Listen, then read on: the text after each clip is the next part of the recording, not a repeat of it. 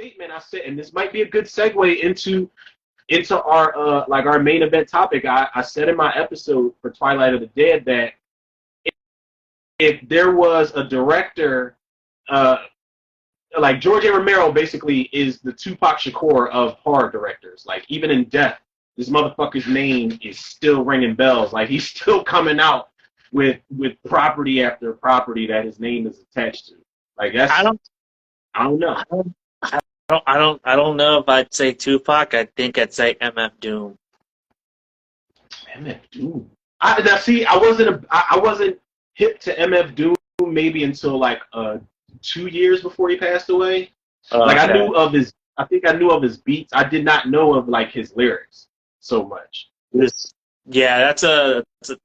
well, going into our topic, like that is a guy that is completely not in the conversation of GOAT status because he's never reached the level of Nas, J, Pun, L. He's never reached that level. But you know, if you love hip hop, man, Mos Def and MF Doom and Talib Kweli, like those are the guys you think of, man. MF Doom had really great lyricism and wordplay. Like he was nice, bro. He was hella nice. Like I've only heard. I swear, I've only I've heard his beats, but I've only heard like one song that he rapped on. And it was something beers. Was it 2 beers or more beers or something like that? Listen to can't remember. Super Villainy. Whatever the beat was, I know that Wiz Khalifa had it sampled on the Cushion Orange Juice mixtape. I think the song was called Visions, and Wiz Khalifa sampled the MF Doom More Beers, whatever the song was called. Yeah, but I didn't even, I don't know, One maybe beer. Was it called? One beer. Oh yeah, One there beer. you go. And that beat's fire. Oh god, that beat's fire. It's almost a little unorthodox, but he flows on that shit. It's a decent song, man. I used to have that shit in the playlist. The reason I say MF Doom is because MF Doom was such an enigma, and the real Doom never went out and performed. He always had like people dress up as him and put the iron mask on. The mask on, and yeah. So the majority of the time, you don't even know if you're seeing the real Doom or the imposter Doom rapping and performing out there. That was like one of the greatest fucking enigmas in hip hop, man. Is MF fucking Doom. So because he didn't like the fame, he didn't like the spotlight like that. So that's why he had imposters do that, because he wanted his privacy and stuff like that. He was a very private person, and so that's why you don't see a whole lot of him on like Instagram or TikTok. Prior to that, that's why he rarely toured, and if he did, like he'd do like some shows, but then the majority of the time you'll have the imposter do that. I can see why you the way you just described him. I can see why you compared him to George A. Romero as opposed to like me comparing him to Pac, because George A. Romero, like I think until Land of the Dead, he wasn't really working with major studios and working with big budgets and in the spotlight. He was guerrilla filmmaking, like, you know what I'm saying? Like he kept it real close knit, close to home. Like he had his circle making the movies, and the butcher was donating pieces for the eating scenes and all of that shit. Like, so I get that part, because George A. Romero, yeah, he turned down The Walking Dead. They were like, yeah, we want you to direct the scene. He's like, nah, all right, fuck your little zombie show, your little zombie soap opera. That's what he called it. He called that the disrespect. He called that shit a zombie soap opera. It basically is. Yeah, some people might agree. Some people might agree. I like Walking Dead. Damn it, I like that shit. But yeah, that's where I'm coming from with it. Like, I think he's MF Doom because I feel like he's somewhat of an enigma also, like especially in his early days with Romero. So yeah, but MF Doom is nice like that though, and definitely. I gotta go back. Appreciation. Yeah, I think you should go and check out some of his songs, because when you listen to him, you're like, God damn, like this guy should be top 10, top 5, but it's not. Well, yeah, he wasn't around long enough to reach it. It's unfortunate. No, he's been around for 20 years. Been around since the early 2000s, dude. The fuck? Yeah. He's been around I guess I have for a long time. I think he did shit with Jay Dilla before he passed. He's Dilla, that's my man, yo. he's done Dilla stuff is with my Guru before he passed away.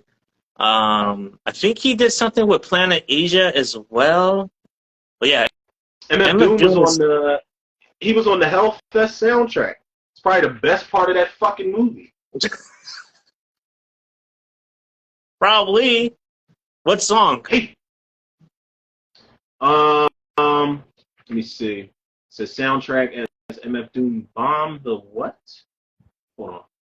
Let me go back to soundtrack. It says bomb the something. Oh, Bomb Throne. Bomb Throne. Yeah. Bomb Throne. He had a track on Grand Theft Auto 5 called Maskwatch. Saints Row. He had a song on there. Oh, he was a part of some shit. He's got a song on the Boondocks, Tony Hawk's Underground. Jesus, Yeah. he was around for a long time. Yeah. And then he did he did something with, which I just saw. He did something with Black Thought and Danger Mouse 9 months ago. Black so Thought, again, the fact that you mentioned Black Thought and we about to get into what we get into, I am so spoiler alert, he did not make my list. I know. Your feeling card has been fucking revoked, dude. Listen, I'm not even from Philly, but I'm pretty sure cats from Philly are going to be like, are you fucking crazy? Who do you have, Cassidy? Fuck out of here. I told myself, when listen, he's written down, but he's on the to the left of the margin. Like, I got my list, like 18 different lists, but he's to the left of the margin because I'm like, all right, let me keep this person in mind. And I got the Black Thought, and I was like, I said, I gotta put him down because that's my bias. That's my Philly bias. But I'm like, that's why I said I'm not satisfied with this list. I'm gonna rock out with what I got, but I'm not satisfied. We're gonna have to do like another episode, like continued, or do like honorable mentions. Yeah, man. Because I was so pissed off at myself taking them off. Okay, so in honor of hip hop turning 50 this Friday, so by the time you see this, hip hop will already be 50 years old, and a lot of talk has been going around.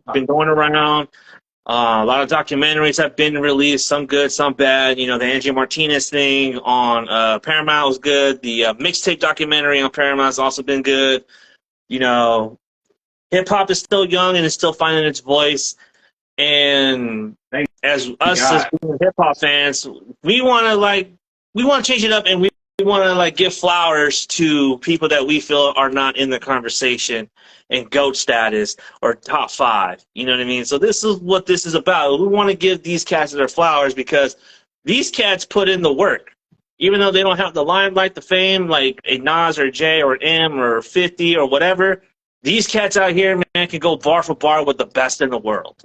And so this is what we're going to do. We're going to do our top 5 D.O.A. This is us giving our flowers to these lyricists because we feel like they deserve it. And, you know, as students of the game, as people that have been in the game, we want to show appreciation to hip-hop. You know, I love hip-hop. I grew up with hip-hop. You know, my first fucking record I ever listened to was New Jack Hustler. The first video I ever saw on TV was Microphone Fiend, and it changed my fucking life.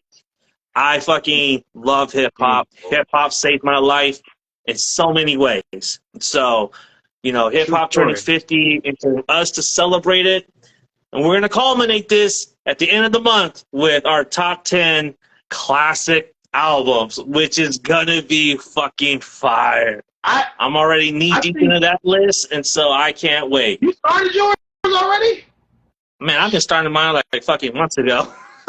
God damn, because I was doing something else for TikTok, and then I was like, you know what, I'm gonna pitch this to Romero and see how what he thinks. Ooh, that's gonna be harder than this list, man. I should have started last year, honestly, because that's gonna be so.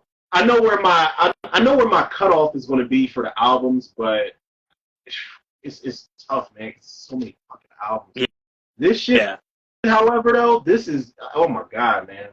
I'm listen. I'm going with what I got. This was the third or fourth or fifth or sixth go round I had with this list. I'm going. I'm just going to go with what's here, and then I'll say my honorable mentions and all of that other shit. But people, listen, there will be no Pac on my list. There will be no Big on my list. Won't be no Hove, no M, no Buster, no. Listen, I almost, not gonna lie, I almost put Luda on my list, but I'm like, no, that's a different top five. Because while he is underrated, he's out there. Yeah. He's out there. I feel like he does get his flowers for the most part. I almost put Pusha T on this list. But I said, Ooh. I don't want to take up too much time. We done talked about Pusha T. You know, we talked about the Jim Jones shit. We already did that. So I'm just going to rock with this. All right. Won't be no Eminem. Well, Won't be no Rakim. Unfortunately, rest in peace. Won't be no DMX. Won't be no Lil Wayne. Won't be no 2 Chainz. He ain't in the top 100. I'm different. Yeah, he ain't in the top 100. 2 Chainz is fucking fire, dude. It was a post. I jumped right in the comments being an asshole. It was a post that was like, what song made you fall in love with 2 Chainz? I was like, none of them. He's been ass since he was titty boy. Fuck that. Like, I don't know. Trash.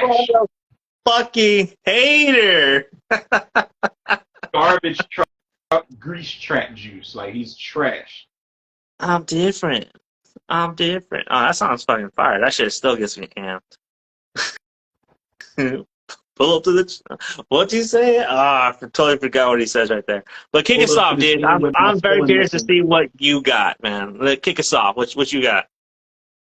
All right. So my number 5, and I'll say this again. My number 5 was going to be Pusha T, but I said no. He does not really belong in this list. Like, just looking at him, it hurt to take him off the list, but I'm like, just looking at the people I've got on here, I said Pusha T does not belong in this list. But my number 5 is Mos Def. And the crazy thing about Mos Def, bro, I gotta say this, man. Like, Mos Def was kind of forced on me. Like, when I was younger. My cousin, who is a crazy hip-hop head, he's a producer, family, he comes from music. You know what I'm saying?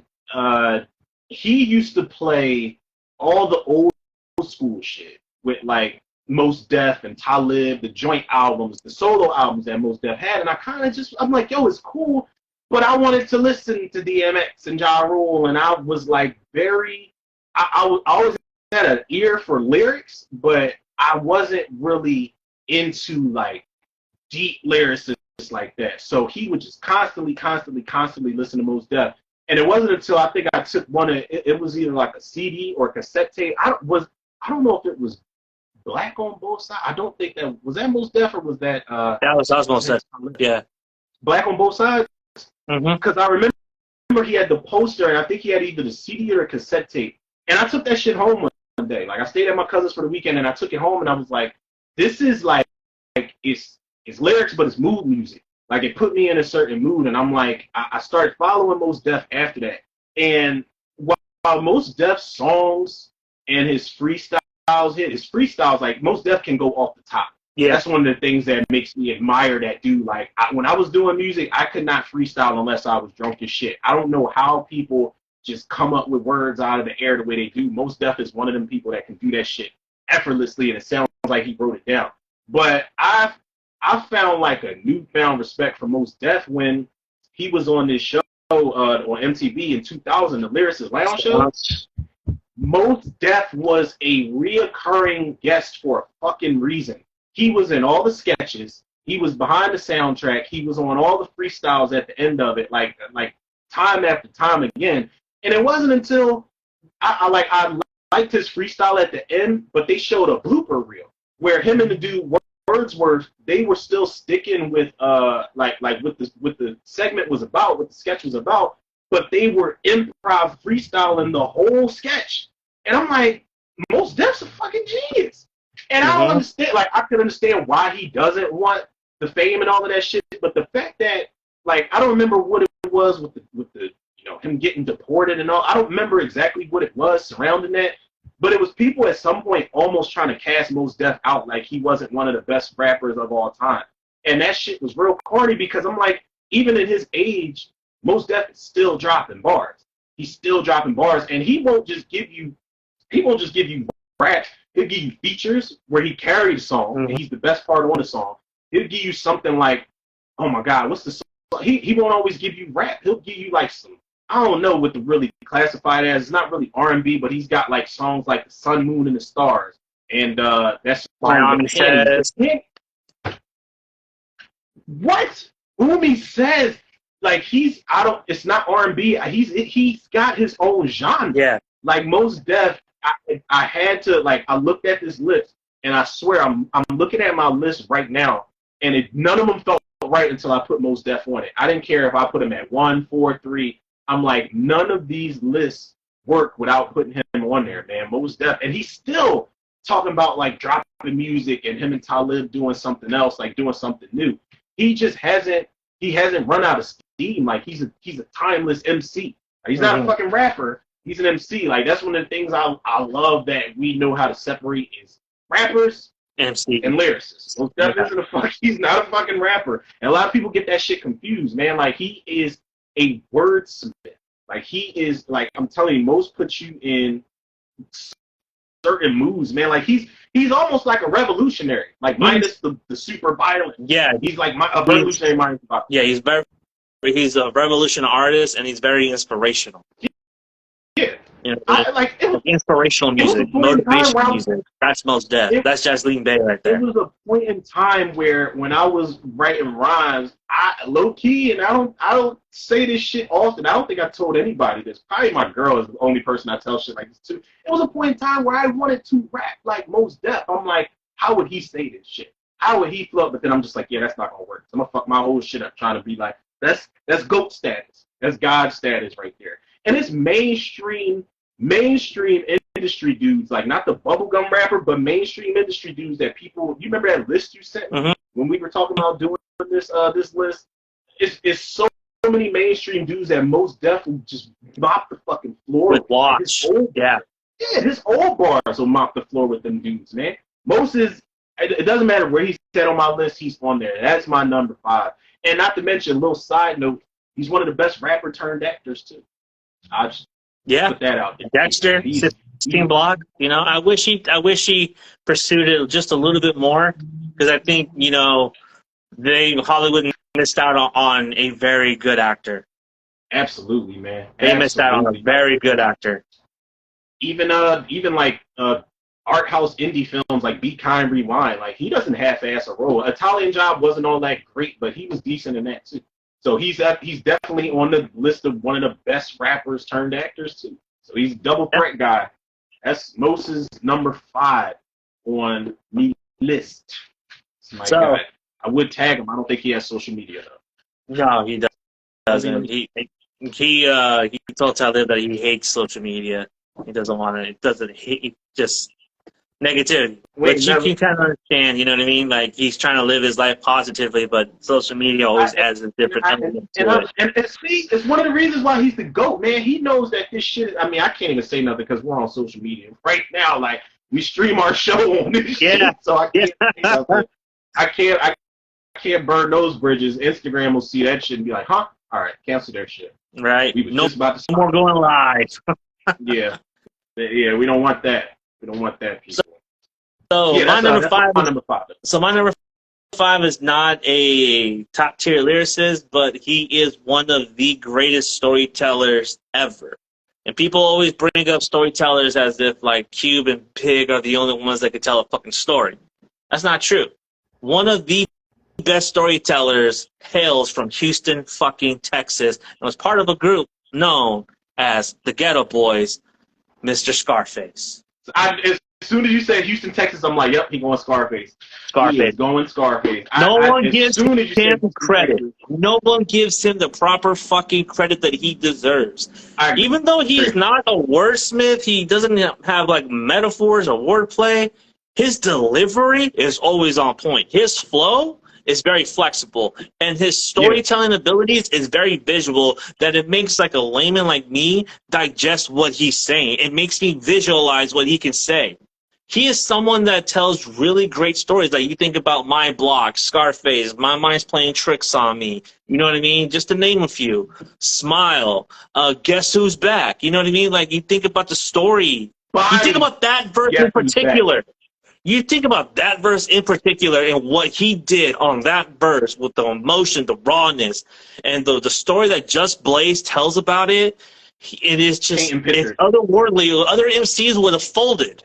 Not him. He used that pain and knew how to internalize it and put it out there. So every time that verse comes on, you feel a type of way. I still listen to that verse and I feel some type of way about it. And I'm like, oh my God. You feel that shit, dude. You feel like you going through that shit. Right? Yeah. And that is a hallmark of a great MC, is not only by, that's how you move the crowd. You know what I mean? It's through your lyrics and through your bars. You know what I mean? God, now I'm thinking about that verse, man. Yeah, that was a heartfelt verse, dude. It was like, holy shit. This can't be life. This can't be life. The way that he ends it, like, he's like, it wouldn't have been right. It wouldn't have been like, it's like, but it wouldn't have been love. He wrapped that shit around. Yeah, the way he made it come back around like a book, man. What? Yeah. I like your number 5, sir. I did not think Face was going to be, before you said Houston, Texas, I did not think Scarface was going to be on your list, bro. I did not know that. He was one that was always constant. That was like, when I was rewriting my list, that was the one that always kept coming up. Scarface. Because I'm tired of people saying that Cube and Big are the only great storytellers in hip hop. That's not true. Scarface deserves to be in that conversation as one of the best storytellers in hip hop. Yeah.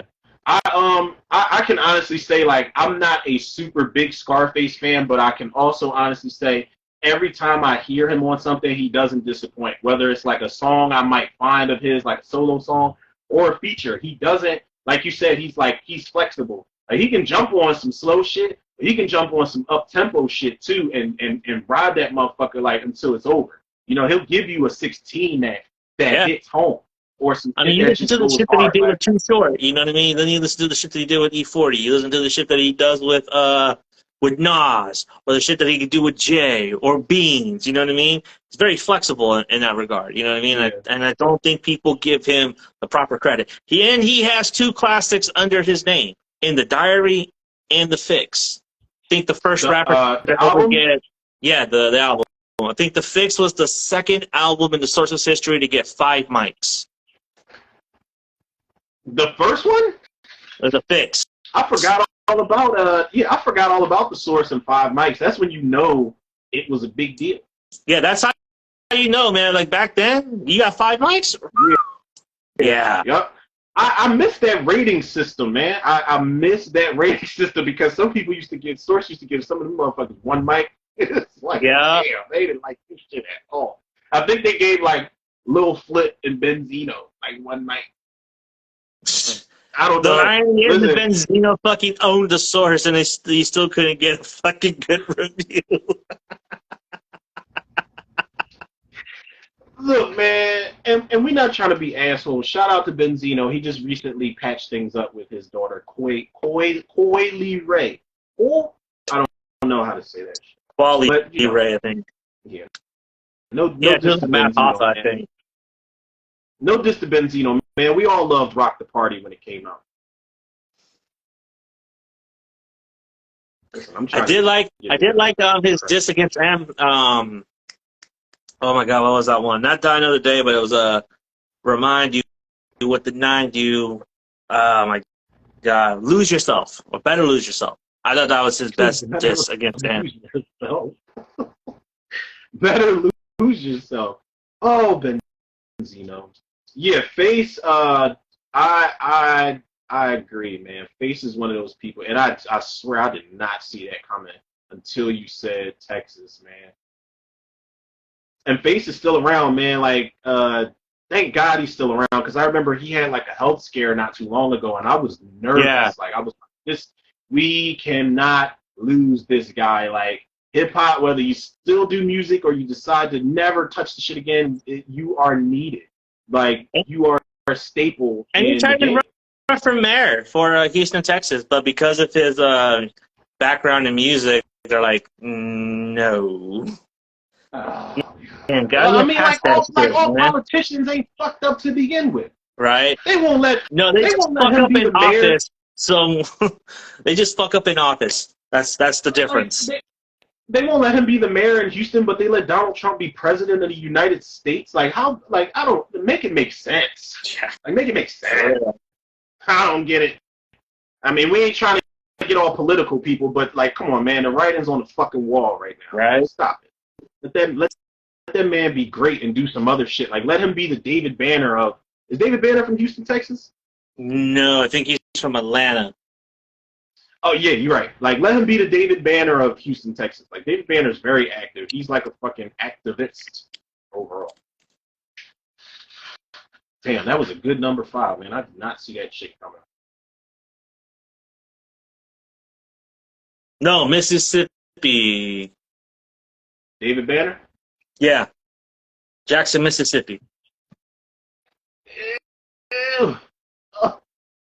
Jesus. All right. So who's your number 4? Who you got at number 4? Okay. Now, I don't know if you're familiar with this dude. I don't know if there's a lot of people that are familiar with him. He kind of rings bells. I feel like if you associate him, I don't know if he's still signed with this. I probably got to look it up. But I don't know if he's still signed with Good Music, but he was an artist for Good Music, but then he started doing like his own thing. And I think he was a part of a group at some point in time, but I wasn't introduced to this guy until I think Kanye West had dropped My Beautiful Dark Twisted Fantasy. And I heard his verse on So Appalled. My number 4, Sci-Hi to Prince. Hands fucking down. Oh, Saheed the Prince?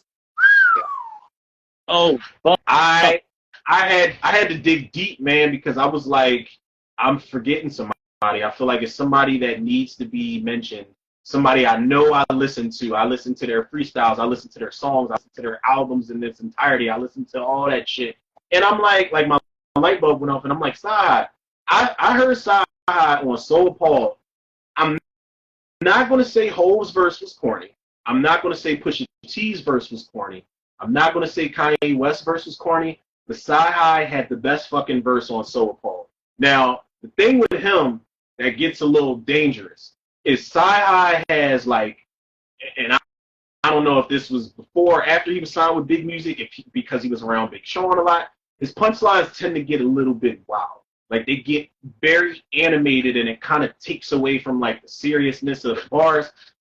But Sci-Hi is a dude, man. He's almost like a G.O.A.T or a Fab, where he can give you back-to-back metaphors. He can give you like double entendres in those back-to-back metaphors, and still, like, when you got the best verse on a song that Hov and Pusha T are on, that motherfucker's coming for blood, man.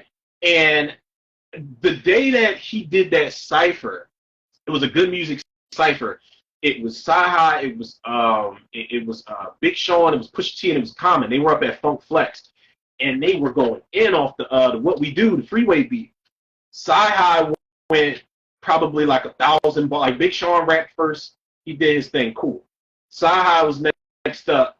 He rapped like 1,000 bars, and everybody in the comments was saying that Pusha was scared. They said Pusha was scared to follow up after that. Common went off the top. Sci-Hi went again. They played the Who Shot Ya beat.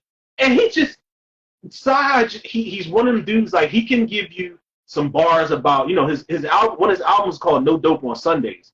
And he can give you bars about slinging drugs and being in the streets. He can give you like a Tim Westwood freestyle where it's like heartfelt. Or he can drop some shit where he sounds like he's just playing around with the shit.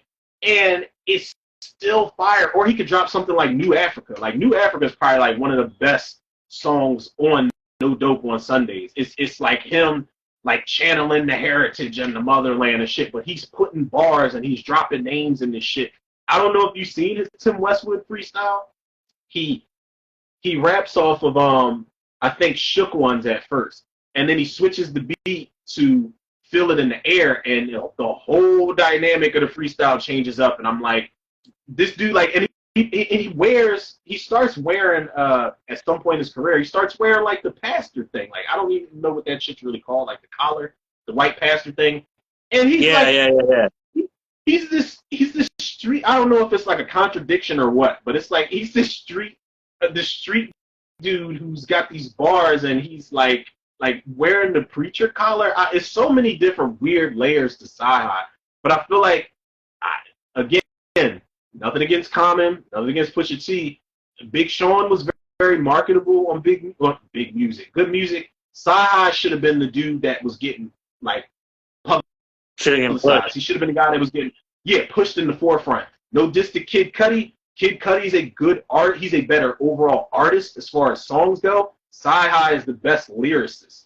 Like, and it's nothing against Big Sean or Pusha T. Pusha T's in like my top 10. He might be number 6 off the bench type of shit when I'm ranking my dead or alives like overall.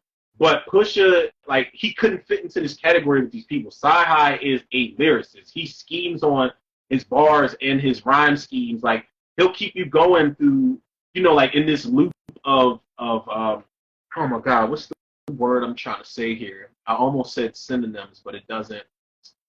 Pronunciations, pretty much.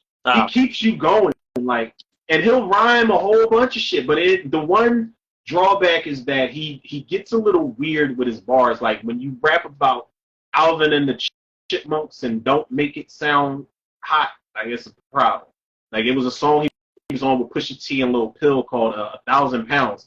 And he kills that shit. It was actually on his one of his mixtapes or his album, I think. And he kills the verse, but he gets weird, and it, like, some of his bars, I'm not gonna say they get childish, but it doesn't go hard enough. But overall, Sci-Hi is somebody I think that people don't even pay enough attention to. And I don't think he was under the right wing with good music, because I feel like Kanye West didn't know what the fuck to do with him. He was just too much of a pit bull. And I don't know. He wanted to market, like, Pusha T was like the CEO of good music or some shit, or like chairman, whatever. But Kanye wanted to market Big Sean at the time, and Sci-Hi kind of got the shit end of the stick. He didn't really get the publicity that he deserved. And lyrically, he deserves that shit.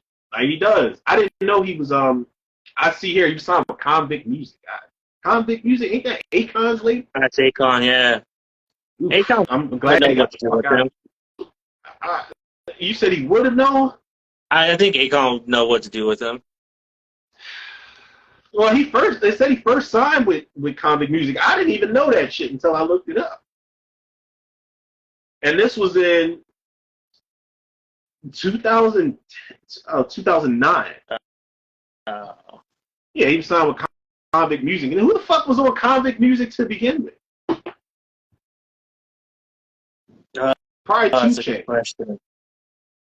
T-Pain, Cardinal Official, Cat DeLuna, Red Cafe, Dollar, and Verse Simmons. Red Cafe was on that makes sense, yeah. That would make sense why he was on that Function remix. Sorry, he's trying to function. Trying to function. He's trying to function. Chris Brown? Bye, bitch. I think Wasn't Chris Brown on that shit? Yeah. No, wait. I think it's... Hold on. He was on a remix or something. Yeah, he was on the remix with... That the day make it sing like an ad-lib. I hate that fucking song. Oh, my God. The beat sounds like it's a boss level on Sonic Spinball. I hate that fucking beat, yo. Oh, my God, man. Red Cafe. What song did he have other than All Night Long? Man, back in the day, man, he used to be really good. Because he used to do a lot of shit with Jay Mills back in the day. It was like he had a song called Trouble, and he had a couple of freestyles on some Clinton Sparks shit. Clinton Sparks, man. Yeah, he had a couple of freestyles on them. He did something with Havoc a long time ago, but I can't find that song anymore. He just dropped a song with Benny the Butcher. You said Clinton Sparks, man. I haven't heard that shit. Wow, yo. Clinton Sparks. Yeah, man. See, this is why I'm glad we did this shit, man, because this shit that you be putting me onto as far as music goes, like, I remember telling, I was telling my sister, she's like, yeah, you and Johnny gonna do the streaming. She was like, Johnny know music like that. I was like, he be putting me on shit. Like it's still like I'm a student to this shit, man. Like to this day, like I don't have a problem with getting schooled on this shit because it's like you think you know a lot about music until same shit with movies until you run into somebody who knows more. Right. Like I love that shit, man. Yeah, it's But no, that's it's all. function. It's function. It's function. And he's the closer on the verse. It's function. It's I function. hated that fucking function song, man. Yeah. Yeah, but I fucking hated French Montana's verse on that song. Fuck that. I hated that. Like seriously, like French they should have just gave you like, 8 bars, bro.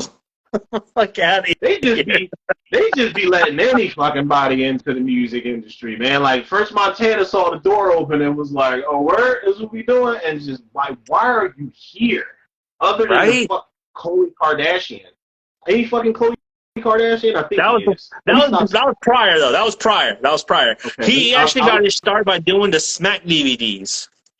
Like the Murder Dogs and the Don Divas and those DVDs that used to come with the magazines. Like he used to do that. That's how he got on. Christ, man. Okay, so number 4 was Saheed the Prince, right? Yes, sir. Yes, sir. My number 4 might be a little controversial. I'm ready. I'm ready for it. And it is one of the most controversial hip-hop artists ever. And he actually did a song with Biggie called Rip Cunts. And I'm talking about R.A. the Rugged Man. Woo!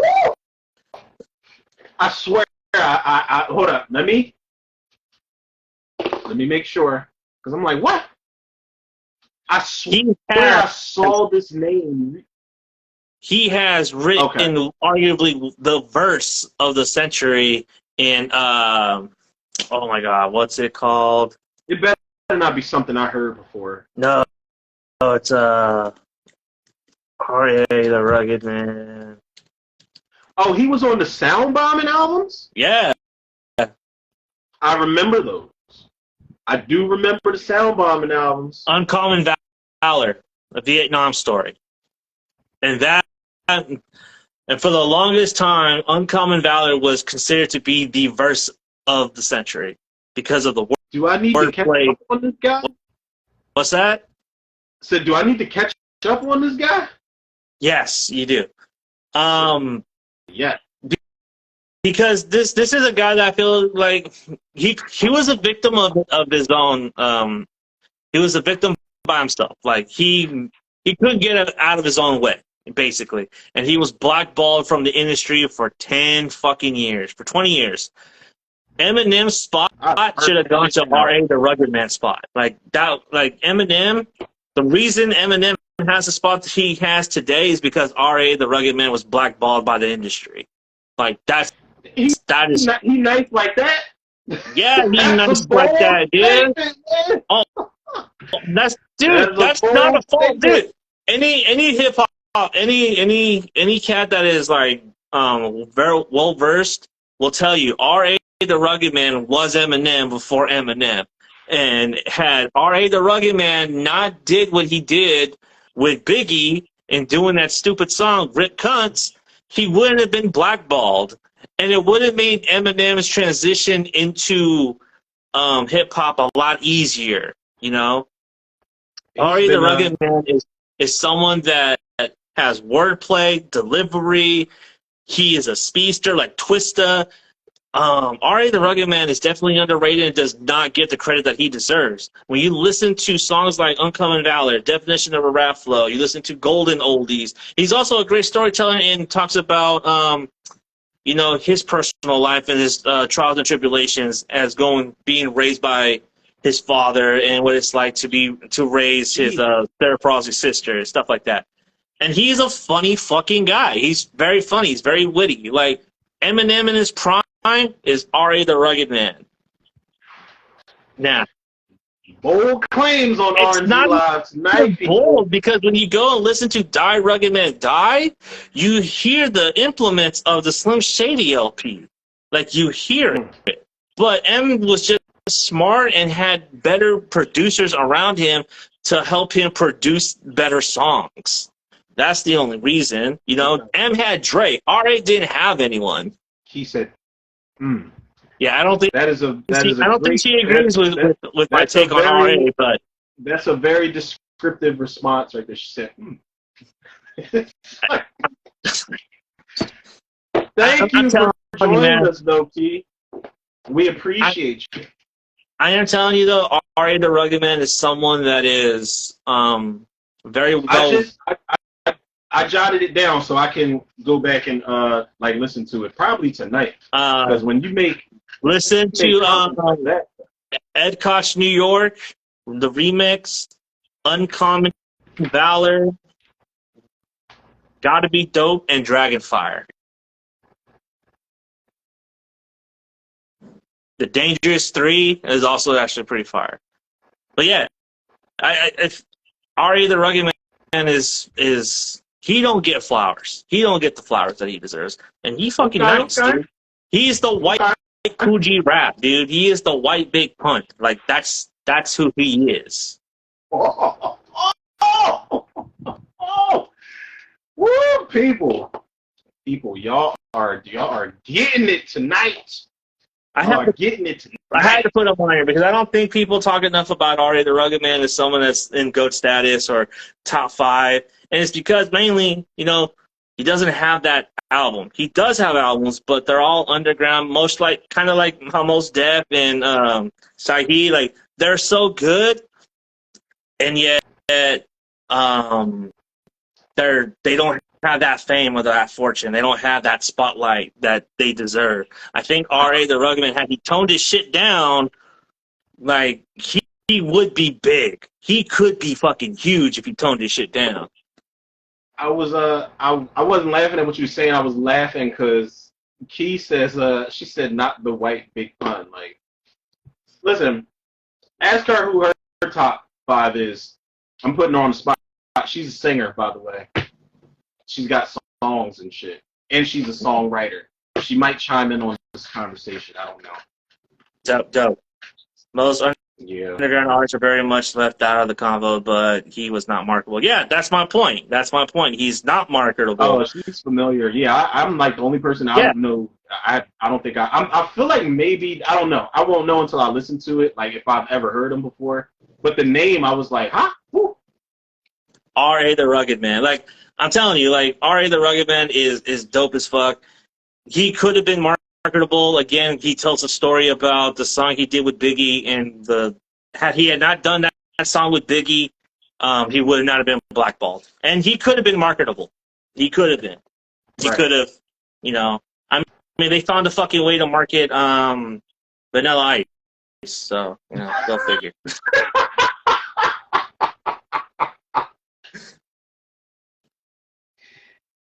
Oh man, I feel like Vanilla Ice, like his fucking dad probably funded all that shit. Like it's like Malibu's Most Wanted. Like his dad's probably like, look, man, just get this motherfucker in the studio, get him a video. Yeah, right. Yeah, and it's funny you mentioned Vanilla Ice because he's number 3 on my list. It's like, no, fucking that's fun. You know what's hilarious? The night before, I did a podcast with at Galaxy of Film. We were talking about the Ninja Turtle movie, and there's a scene in there where Vanilla Ice comes on, like the Ninja rap song comes on for a bit, and we're all talking about, yeah, dude, like, you know, back in the day, it was MC Hammer and Vanilla Ice. It was 1A and 1B back in the day. You know what I mean? They were the 2 biggest hip hop stars, like in a duration of 2 years. With the biggest fucking pants, by the way. Like they just, oh man. That's another episode. If we ever do after we do the top albums, we should do like, damn. Well, MC Hammer and Vanilla Ice weren't really one-hit wonders though. We should do like the best one-hit wonders. Well, actually, Vanilla was. Hammer wasn't. Hammer had bangers. Hammer had damn near a whole Addams Family soundtrack for real. And Hammer, one of the things people don't appreciate about him, listen. You go back and listen to some of the songs he had on the Addams Family soundtrack, he had production. He had people making bangers. He's got this fucking song, no lie, called Gaining Momentum. It's like a workout song, but the beat is like, I was listening to it like, this beat is crazy, man. Hammer and Vanilla Ice. They should do a versus, yo. They would shut that shit down. They should do a tried. versus. They tried. They just wanted more money. I was joking. They're not. They like, listen, they was going to give them $1.50 and a pack of Newports. Like, listen, y'all take it or leave it. Fuck y'all talking about. I'm not paying you know y'all. what they would have said? You know what they would have said to Vanilla? Say, hey, you do this, we'll promote your fucking shitty ass house flip show. Let's go. We'll promote your fucking show on HBTV. Yeah, he has a show where he goes in and renovates houses and shit on a home garden television. You know what? Good for him, though. At least he's not on. At least we don't know. At least he's not on drugs and in the tabloids or getting hung out of balconies and all that other shit. He don't have to worry about Suge Knight no more. That motherfucker's not getting out of jail. So rest. Yeah. He can rest easy. He can definitely rest easy, yo. God damn, Vanilla Ice. Go Ninja, go, man. That's my guy. That's my guy, man. He did a good job in That's My Boy with Adam Sandler.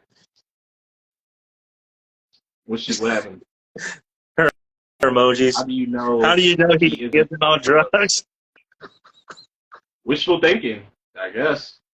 I don't know, man. Anyone that grows out blonde dreads, bro, I have to question their sobriety. He's got blonde dreads? Oh, you don't remember that? He did a gangster album and he grew out blonde dreads, bro. You lying. You lying, yo. I'm not lying. Swear to God, he did a gangster album after he did Hard as Cool as Ice. No. See, she knows what I'm talking about. She knows. Hold up. It's his second album. I don't remember what it was called. Giving me everything except him with the. Is that him? Oh. Yeah, it's bad. It's bad, bro. You are. Oh man. If Arsenio Hall wasn't right when he, tried to put him on the spot for being a culture vulture, right? The fuck, he's the reason why the Island Boys is running around thinking they can do what the fuck they want. He's the reason behind that. Roll them up. That's the song. That's the video you need to watch. God damn it, man. All right, so we're on number 3. Let's get back. Yeah. Let's get back to some good rappers. Let's get back to it. Yeah, what's your number 3? We almost went down a dark fucking hole just now, man. It's about to get bad. So I'm pretty sure everybody knows who this guy is. It was a point in time where I didn't know who he was, and I'm kind of ashamed of that. This is another artist who, again, my cousin used to listen to him all the time in the car, drunk, sober, doesn't matter. He's playing the CDs. He's sending me the songs, and I'm like, all right, I get it, man. But then I actually sat down, gave it a chance, haven't stopped listening to him to this day. My number 3 is Royce, the 5'9". That is my number 3. Royce, like I said, Royce was a dude. I didn't hear too much of his solo shit. When I was introduced to Royce, I was hearing features, and I would always hear features with him, Elzai, Black Milk. He was on shit with M. Then I got familiar with Slaughterhouse, and I was like, wait, for me personally, this dude's the best lyricist in Slaughterhouse. Like, if I had to rank them, it's Royce, it's Crooked, it's Budden, it's Ortiz. You put Royce is always... Get the fuck, you lying. You fucking lying right now. You fucking lying right now. I'm so serious. It's not that I dislike Joel Ortiz, but in every rap group, there's always somebody who's the weakest link for me. It's Joe Budden. I like Joe Bars over Joel Ortiz, man. And he's not no slouch. I like the way Budden puts his shit together much better. Like, I like how Budden flows on his shit much better. But, so do you consider him a conscious rapper? Who? Royce the 5'9"? I don't consider Royce the 5'9" a conscious rapper. This shit he did with Prime was fire. Prime, that Prime album is fucking fire. I this is also a dude who allegedly wrote for Eminem, and whether it's some truth to that or not, the fact that he even entertains it and M never clears it up, it might be true.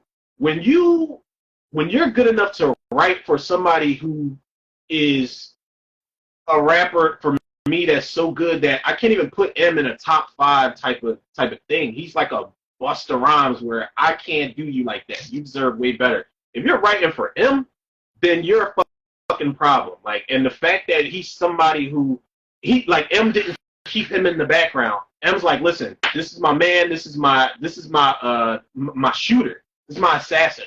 So let me push him in the forefront and get it done. Like Royce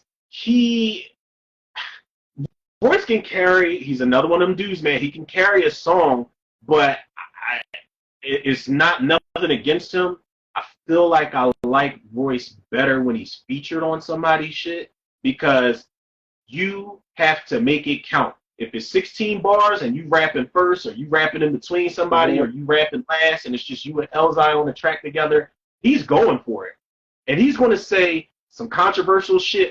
But with Sci-Hi, Royce is another person who the bars get a little extra for me. Like Royce at some point, he did this song with Black Milk and Elzai. It's called Real Hip Hop. And Royce raps first, but he starts getting a little weird where he's like, I can snatch a fly out the air with some fucking chopsticks. And it's like, all right, Mr. Miyagi, that's cool and all, but let's get back. Just watched the Karate Kid, bro. He probably was writing it while he was watching it. Yeah, exactly. But he could still follow up after saying some goofy shit. He even said that he wrote for, I don't know if this is like bragging rights or not. He said he wrote for Diddy in one of his verses. Yeah. And I think this song that he wrote was actually the third verse for Diddy. That's the song Diddy. Oh, 50 actually penned the first two. The actual Diddy song, the Neptune song where he's saying, and he says that in the same, I think it's in the same couple bars where he says something about Hov. Oh my God, I'm trying to think of the bar. Oh my God, what'd he say? I can't remember. Oh my God, it's right on the tip of my fucking tongue because it's a song with him and Elzai, and he raps last. I think it's called Motown 25 or something like that.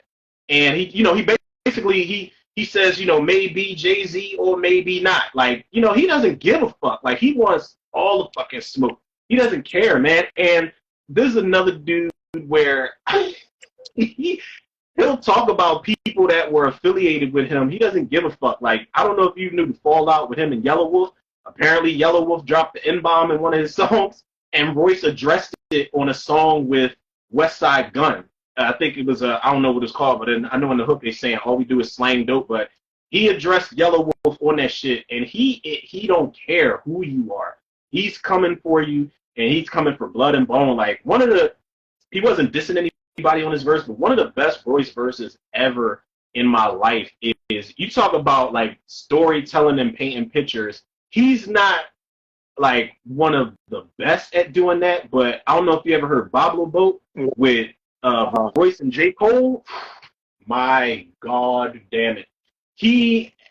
I envision everything he's saying in that in the Bablo Boat verse. Now, granted, J. Cole stole it. J. Cole's the only motherfucker that can jump on your song, and they'll be like, yo, you heard that J. Cole song? And it's like, no, that was me. No, that's that J. Cole song. It belongs to him at this point. J. Cole's the only person that'll feature on your song and put a mini song before he start his verse on your song. But he steals it from Royce. But Royce, man, I swear to God, like, Royce made me think that he was talking about a family reunion on a Bablo Boat in an amusement park that I used to go to type of shit. Oh, God, what did he say? Broken glass? No, he said smoking grass at the vintage food court. Broken glass waiting on you at the swimming pool floor. Like, he's going in, like, and Royce is, he's not a storyteller so much, but he will give you a vision, the fuck man. Out. Yeah, man, he snaps. Like that Caterpillar song with Eminem, again, Eminem steals that show. But Royce, man, he just Royce's first verse on that is fucking fire, dude. I think that first verse Royce drops it on Caterpillar is dope. And actually, have you heard the remix with that with Logic? There's a remix. Yeah, there's a remix to it with Logic instead of them. Just put it on the fucking list. I did not know. I almost put Logic on the list, but I said, nah, not just yet. Not yet. He's got to troll Joe Buttons a little bit more for me to do that. Wait, what? Oh, you haven't seen Logic on his YouTube channel? He was breaking down the "Pump It Up" verse. He's like, pump it up, like pump it up, like what? Like this dude's ABC, and he's like, yeah, ABC is kind of fun. I do that sometimes, not all the time. He said ABC. Yeah, he's like, yeah, I like to ABC it all the time, because like it was just very like again the flow is very verse, and then he's like on the 8th bar, it's like, God damn, I'm still on the first fucking verse. What the fuck? How long is this verse? Joe Budden could never, like Logic. I know he's been around for like Joe Budden's been around for much longer, but he could never see Logic like lyrically. And I like Joe Budden's bars at times. I do. He's a bitch because he was supposedly putting his hands on. I almost called her Tahitian treat. I feel like I had the right idea, but Tahiri is that chick's name. Yeah, I almost called her Tahitian treat. So what? It's a blooper, people. God damn it. It's probably the reason I dropped my motherfucking microphone just now. Tahitian treat. And then Joe Budden, like when Joe Budden tried to get back on the battle rap scene and got smoked by Loaded Lux.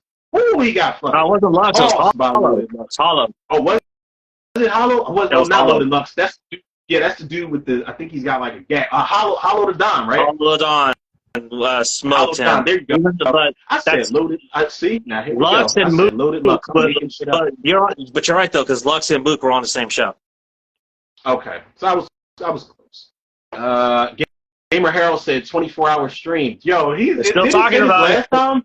Oh my god. Still talking about man, it. Like I told y'all, man, I'm gonna need a survival kit. I do think the 24-hour stream, if we do that, if and when we do that, it's got to be either during October, and we got to do something that's like horror centric. We just gotta. You know what we can do? Here's an idea for the 24-hour stream. Is everybody ready for this? So people want us to do a 24-hour stream, and I love that this is like a popular demand thing, bro. I love it. I love this shit. We should do 24-hour stream in October, commentary for all the Puppet Master movies. God damn it. We're gonna pass it. We're gonna be on the stream dead. Like, it's like, what the fuck, fool? Hell no, I would need to take vacation from work just to recover from all the mental abuse I'm going to endure. Yeah, it's gonna get dark, man. If we ever decide, Children of the Corn was one thing.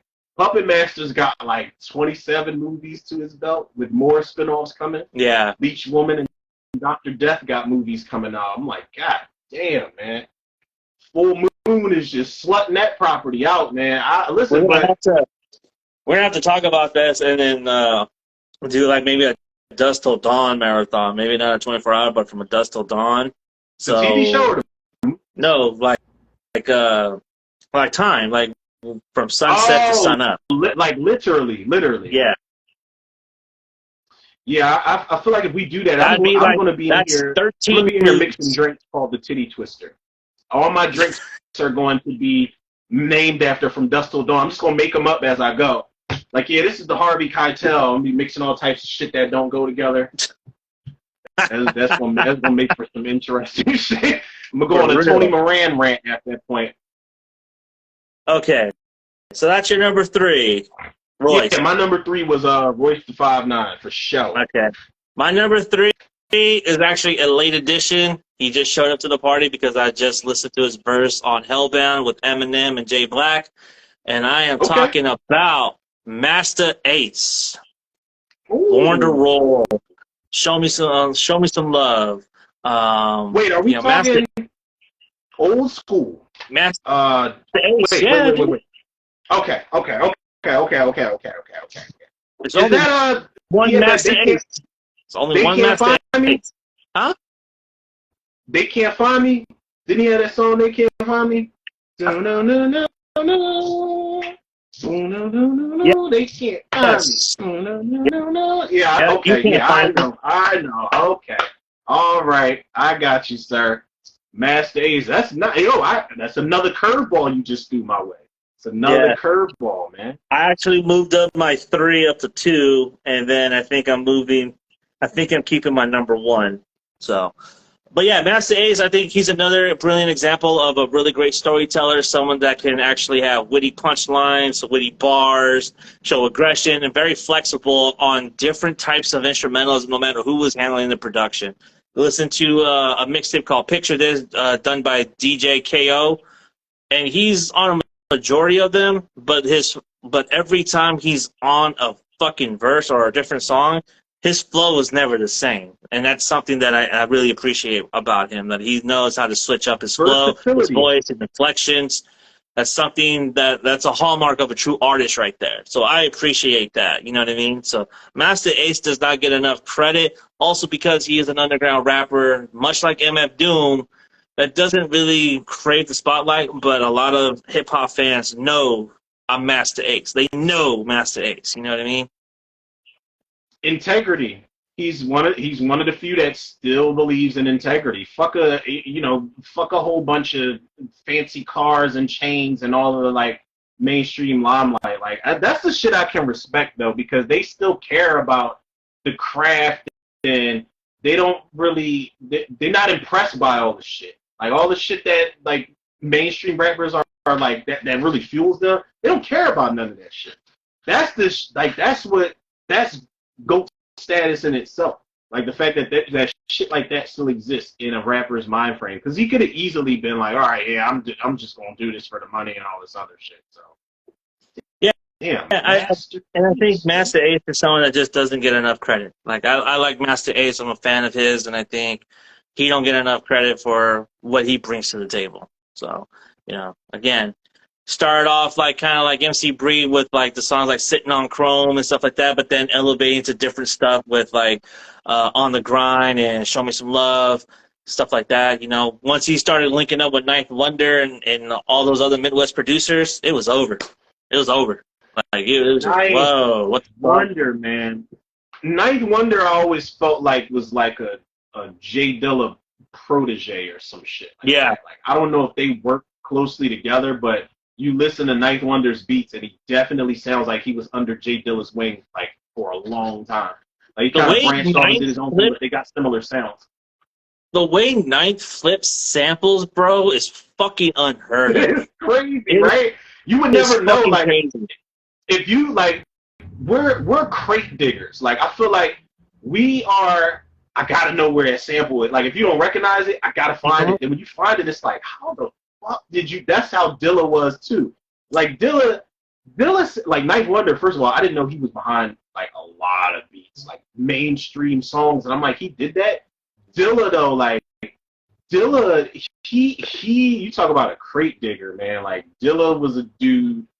I heard this beat called Rebirth is Necessary. Terrifying. Like when I was writing rhymes, like I was terrified of this beat. This was like, all right, grinding was one thing. The rebirth is necessary. Then I'm like, what the fuck is this sample? I'm in the YouTube comments for like 10 minutes. I'm going on 70 replies on this one person's comment, and I found the sample, and it's like some type of like Italian opera thing that he just completely turned on his ear, man. Like, that's another episode. So we could do top producers.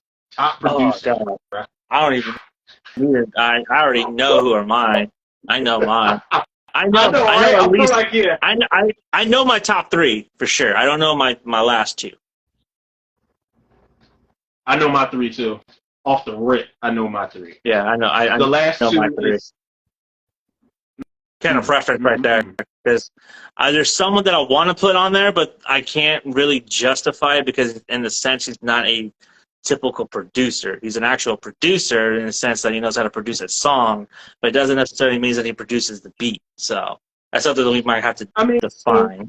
Soulja Boy is everybody's favorite producer, so that's a no-brainer right there, man. Like, Soulja Boy was the first person to make a beat. He was the first person to do everything. I think Soulja Boy was like the first person to come up with R&Z Live. He might have been. Yeah, I know, he was right? The first person. Yeah. He's the first person to do everything. Yeah. We got to always Soulja Boy, dude. Oh my god. Fucking Soulja Boy. Yeah, fuck that dude too, man. No, and it's not even on no hating shit, but he's just an arrogant fuck, man. He is. Yeah. He is. Humble thyself. Humble yourself so you can get your game system popping. We want to see what this game system is real. Motherfuckers already fucking took your idea and fucking selling that shit on fucking Amazon for like $400. Are they really? Yeah, there's actually there's like 4 different systems that look like an Xbox that house 1,000 games from Nintendo, Sega, Super, all this other shit. But they're all emulators, so it doesn't really count. But whatever. My God. Beat him to it. He put it out there in the universe, and he didn't fucking do nothing about it. So that's what happens, bro. You missed out on money. I would be pissed. All right, so that's my number 3, Master Ace. Master Ace. What are we on? Oh, I'm on number 2 now. Yeah. I'm looking at all the like honorable mentions, like, oh my God, but my number 2. A lot of people might not recognize my number 2. If they did hear him anywhere first, he was a part of a group. He was a part of Slum Village. My number 2 is Elzhi. I had a feeling you're going to go with it because he's been cropping up on your feed a couple times. Listen, Elzhi's fucking fire. Elzhi's he's so good. Another honesty moment. Like Slum Village, I like Slum Village, but I wasn't like, oh my God, let me buy the album. Oh my God, you heard that new? Like I heard it when I heard it, and when I dug for something different, I listened to it. Elzhi was the one that stood out. Elzhi was the one where I'm like, okay, this dude, we going back to talking about versatility. This dude can give you some hood shit. He can give you some conscious thought-provoking shit. He can give you a bitty track. And one of the first, I don't know if it was an album or a mixtape that I was introduced to was the Preface. The Preface is one of those.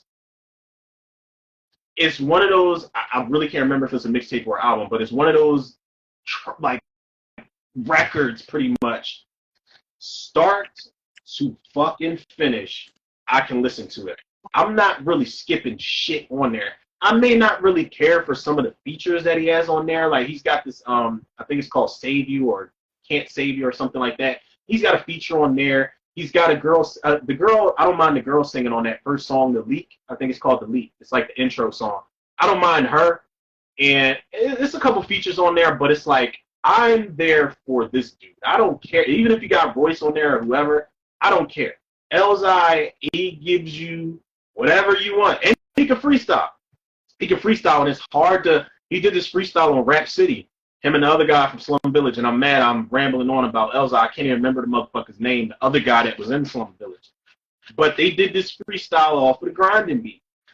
Grinding's a beat I've always been terrified of, but Elzhi goes after this shit, and you know how people say they ate and left no crumbs type of shit. Like Elzhi bodied that shit. Bodied it, and he still has mixtapes that I still have to catch up on, but the Preface is that's the one. Like that's the one. You got he's playing it's a song Demons. He's got the transitional joint on there. Like I said, he's got the Leak to open it up. He's got I think it's Hands Up, Put Your Hands Up. I know he's saying like it's like a stick up type of song, but the way that it's like a club banger, but he says it in a way like he's like, put your hands where I can see them till they look like 12 p.m. or some shit like that. It's fire. The song I was talking about with Royce, Motown 25 is on there. He sets that shit off as fire. I'm telling you, the Preface, if you have not listened to that album, bro, start to finish, top to bottom. You might have one or two that you pick out and it's like, yeah, I don't really care for it. But I haven't heard it. I haven't heard that one. The first time I heard Elzhi as a solo was on the Caltroit mixtape with him, Bishop Lamont. And the one song that really kind of caught my attention was Go At It with him and Fat Cat. Oh my God, Hellsey's verse goes third, and he goes the fuck in, dude. I'm like, Close holy it out. shit. I'm like, holy You shit, gotta this close it out, motherfucker's man. dope. And he's all over. I think he has a few more songs on that mixtape, but the one that really caught my ear was the one he did when he did the Illmatic with the live band. He did a The tribute to live Illmatic. band. Yeah, Time is Illmatic or something like that. Well, shit. Yeah, I can't remember. Let me see. So he does all 10 songs, and they're all being played by a band. And his rendition of it's Elmatic, which is pretty dope. Elmatic. Oh no, yeah, I see Elmatic right here. The Detroit State of Mind represent. Like, he goes in on all these beats, dude. There's Yeah, not like Elzai, man. Elzai's a dude. When I used to live uptown, like it's like a more, I guess, suburban type of area, if you want to call it. Like I grew up there, but when I used to live there, like a couple years back, Elzai I would listen to on my walks, like around the neighborhood. Like I'm just at some point, one day I remember like I almost lost sight of where I was going. Like I was going on the Ave to run to literally the deli. And funny enough, I think Slum Village is a full circle fucking moment. They got a fucking album called Detroit Deli, I think. I'm always trying to connect some shit together. Like, I'll be watching too many fucking, like, Marvel, you know those videos on YouTube? yeah. 10 things you missed in fucking Captain Marvel trailer type shit. Nah, man, but Elzai is one of those rappers, like, I listen to him kind of like, not really on the level of Mos Def, but I feel like he could get there. Like, he's in this category for a reason. I think he's there. I think the problem is that he needs to drop like an album or something that is close. Because so far he's dropped nothing but mixtapes and like the tribute album right here to Illmatic. But I don't see like any solo albums on here, and I think that's the drawback. But in this day and age, albums don't really mean shit anymore. So it's all singles, so it doesn't even matter anymore. Yeah, and that fucking sucks because it's like I miss when people like I still look forward to albums, but I miss when people used to look forward to going through entire albums. Now it's just like you said, it's the singles, man. Like, and if the single doesn't pop, people just write it off altogether for the most part.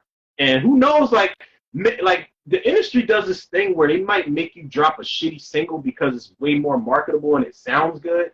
But people might be like, oh, the single's trash, I'm not going to buy the album. And you're missing out on fucking bangers that might not even make single status. Like, I hate it, man. Elza, I also feel like it's not that he's not marketable. I just feel like the industry, we know what the industry wants at this point. Yeah. And the shit that he's talking about is not what they want. It's not what they want to market. And it's unfortunate. Like, I feel like there needs to be two separate music industries, honestly, it's like, at this fucking point. It's the same problem with John Connor. Same problem. John Connor, like the rapper from Flint City? You never heard of John Connor? I thought you was talking about like John was about to be like, we on Terminator now? No, John Connor, dude. G.O.A.T, Connor. He was signed to Aftermath. He's from Flint City, Michigan. I really thought you were talking about like John Connor, fucking Terminator. Flint Town, yeah. ASAP Rock albums bang front to back. Yeah. One More Push says Flint Town, ASAP Rock albums bang front to back. ASAP Rock. One More Push said ASAP. Does ASAP Rock have a song called Big Bang or something like that? Like I really want to say ASAP Rock has a song called Big Bang. I want to figure that out without even touching the laptop right now. I'm not sure.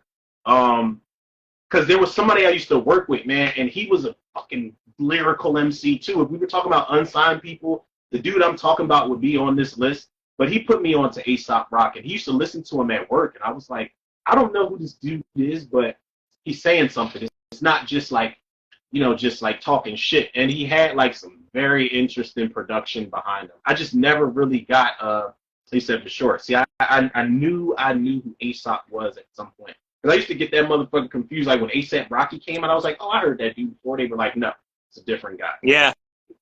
Same here. Yeah, I swore I knew what I was talking about. Damn, man, Aesop.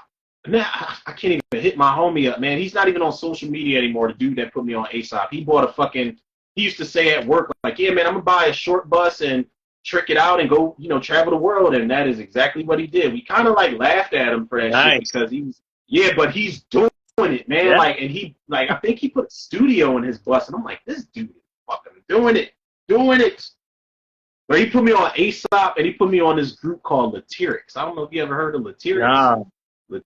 No, I never heard of it. Got this song called, oh man, they got this song called, what is it, Say This? Or is it called Say That? Woo! Them boys is wild, man. I think it's 2 of them. I think there's only 2 of them, but Lyricist, they got some shit. I don't know enough about them for them to make this list, but yeah, Elzai's number 2. I feel like rightfully so. My number 1 is people are gonna be like, what? Okay, my number 2. My number 2. I'm going straight to your hometown because of disrespect. I know where you're going with. But the problem is that this dude does not get enough credit because early on in the career he had to share the spotlight with Malik B. Now Malik, in his own right, is a fire MC. Does not get it twisted. Illadelph Half-Life, dude, is half that album is his. You know what I mean? Like, he had one of the best verses on No Great Pretender. Like, holy shit. He goes in on that first fucking verse. What? And Black Thought, people do not give him the credit. They do now. Since he dropped that 10-minute Flunk Flex freestyle. Like, when he dropped that 10-minute freestyle on Funk Flex, I remember the conversation all over Facebook and Instagram being Black Thought top 10, top 5 D.O.A. Like, nah, dude, he's been that, but he's not. But he's not in the conversation because he's in a band. I feel like because of the roots and the band structure, he gets overlooked over the band, and I think that's unfortunate because when you look at Outkast, Big Boy and Andre 3000, they're both nice. But the difference is that Andre 3000 elevated with each album. He evolved into something else that made him stand out, that made him a great artist, that he pushed. Big Boy always stayed content being the rapper. He always kept that same image. You know what I mean? Same image. Up until like the speaker box, until he started flashing his shit around a little bit more.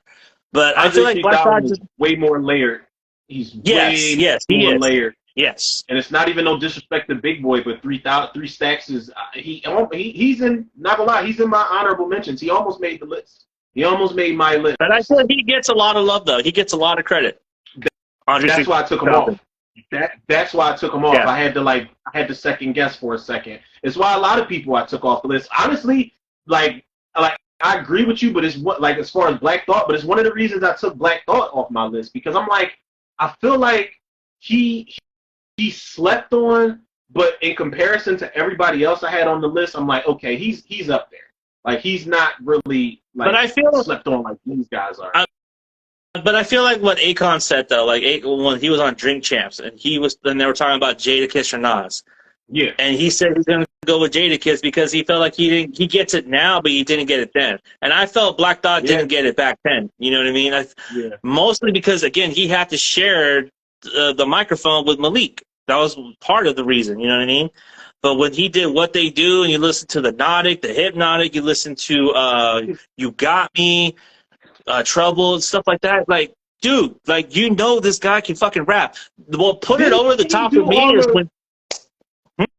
Didn't he do all the rapping on Star, where they sampled Everybody is Didn't he do the whole song and murdered that joint? He bodied that joint. Yeah. Killed it. And what put it over the top for me is that when he did that cypher with Mos M and with Mos and M on Rap City, like, that to me was like, holy shit, like, what the fuck? And His cypher shit is nasty.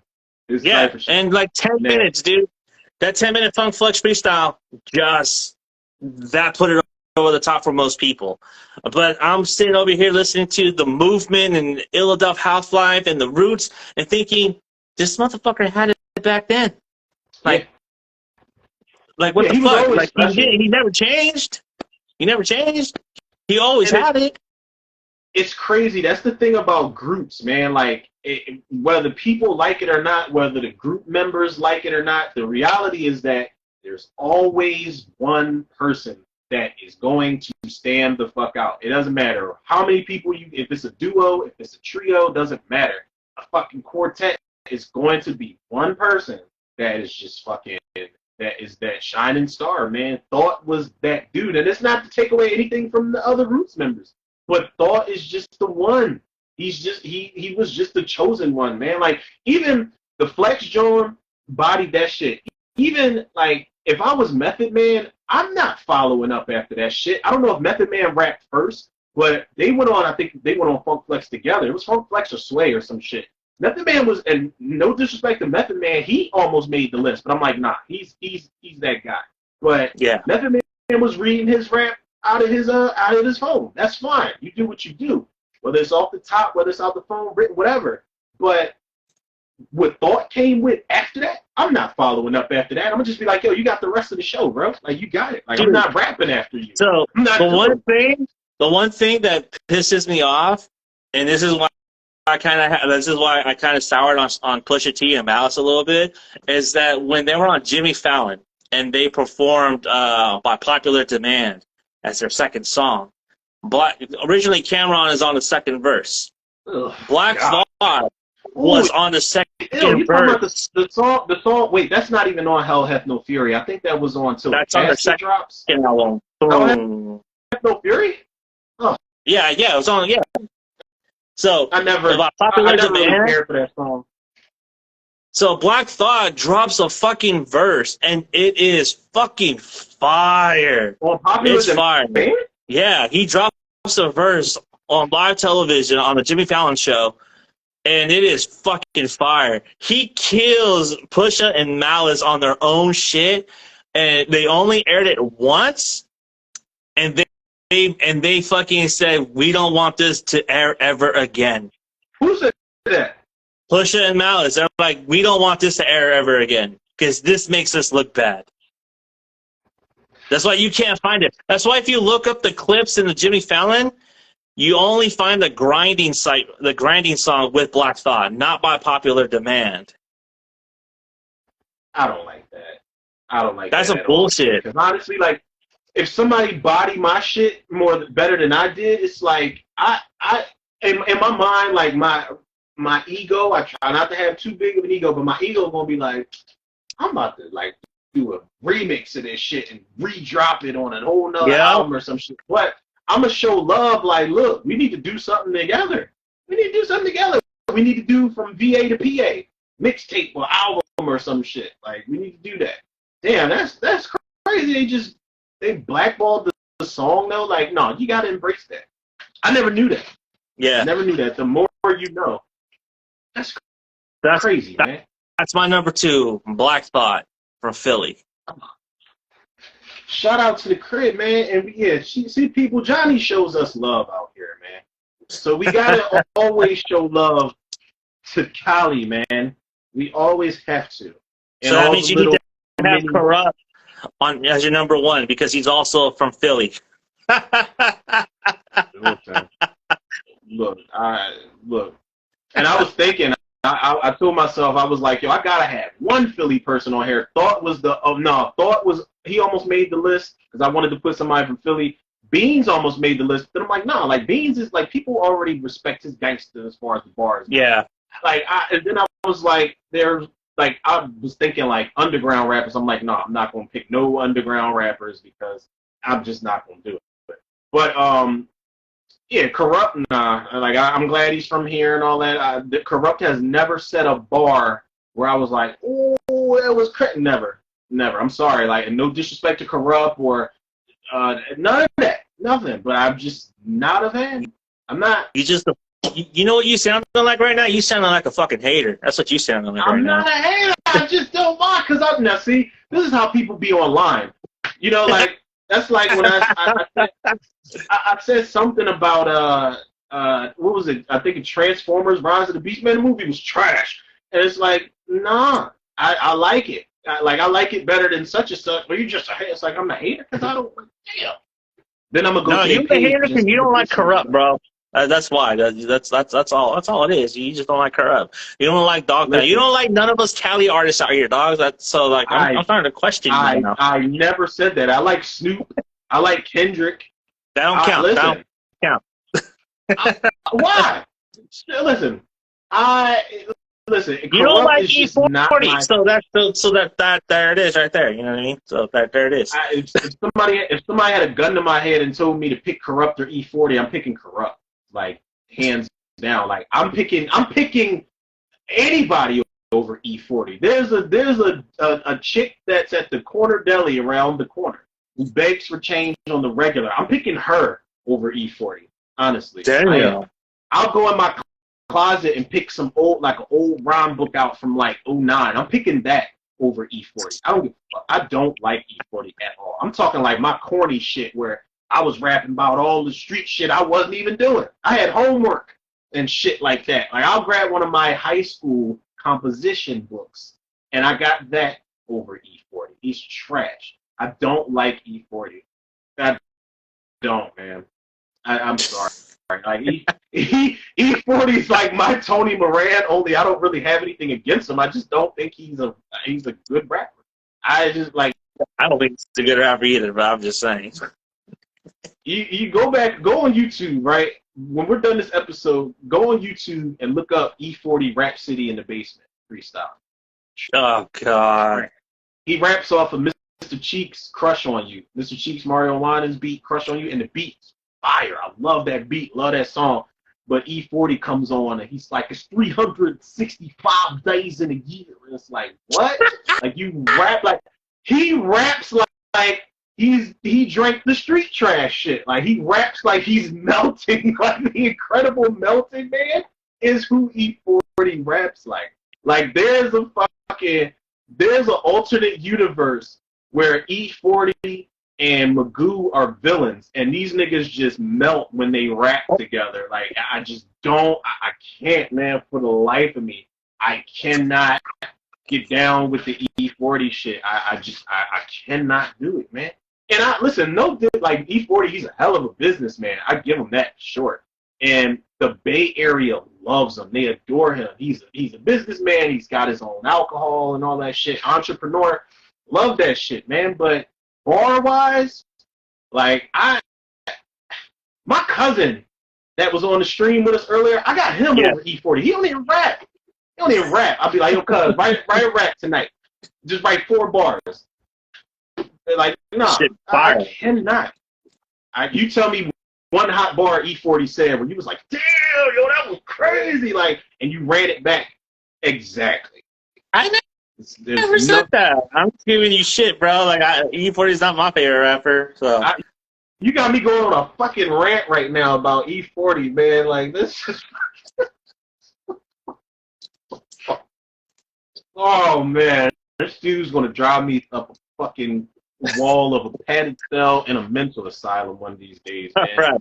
This is what we deal with, people. This is every episode. Like, oh, man. My number one is like, people are going to be like, huh? Some people might understand. Is it you? Huh? Is it you? Is it Yee? Yee. Yee. Angela Yee? Yeah. Jesus. Kanye. Oh, hell no. Now, cross my mind. Not gonna lie. Kanye, not gonna lie, you cross my mind too. That first three album run is fucking fire. So. What? He had a hell of a run. Listen, I give him the first 4. Wait, hold up. It was College Dropout, Late Registration, Graduation. What was that? Was My Beautiful Dark Twisted Fantasy after that? Or was 808s and Heartbreak after that? I think it was 808s and then... No, you're right. It's 808s and My Beautiful Twisted Fantasy, then Life of Pablo, and then the other one, then the Yeezus. The My Watch of beautiful Thrones shit dark that was fucking twisted fire. fantasy. I didn't even give my beautiful dark twisted fantasy a fair shot, man. And to this day, I feel so fucked up about it because I want to go back and try to like appreciate what he was doing because I wrote it off. I was like, oh my god, he done changed his whole sound up. I was being a spoiled little bitch about it, but I want to go back and listen to 808s and see what I can pull out of there. But that first stretch of Kanye shit, that's what made me want to put him on this list. But I just couldn't do it because people already recognize him as a rapper. The moment he jumped on, like, I think the bounce on the Blueprint 2, and people were like, who the fuck is this? Like, I used to think he made the beat. I never knew that was a Timbaland beat. Doesn't even sound like Timbaland. But Timbaland snapped on that beat. But when Kanye jumped on there, it's like, yo, your producer can rap? It wasn't uncommon because Dr. Dre was rapping 24/7. DJ Quick was rapping back then. Goddamn, like you was talking about, MF Doom was a producer who rapped. But so it wasn't really uncommon, but Kanye was just different. He could talk that shit. Like he wasn't a gangster. He wasn't selling drugs. Like he could talk that fly, fashion, money. I'm gonna take your bitch and I'm gonna fuck her mom. Like he could say whatever he want in whatever context he wanted, and he could play around. I really wanted to put Kanye on this list, but my number one, I had to dig deep for this shit, and I was like, this is where my bias kicks in, bro.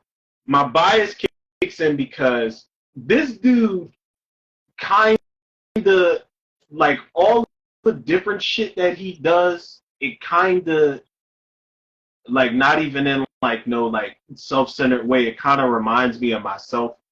But the person I picked, which is so left field, I'm going with this number one. I'm going with Childish Gambino.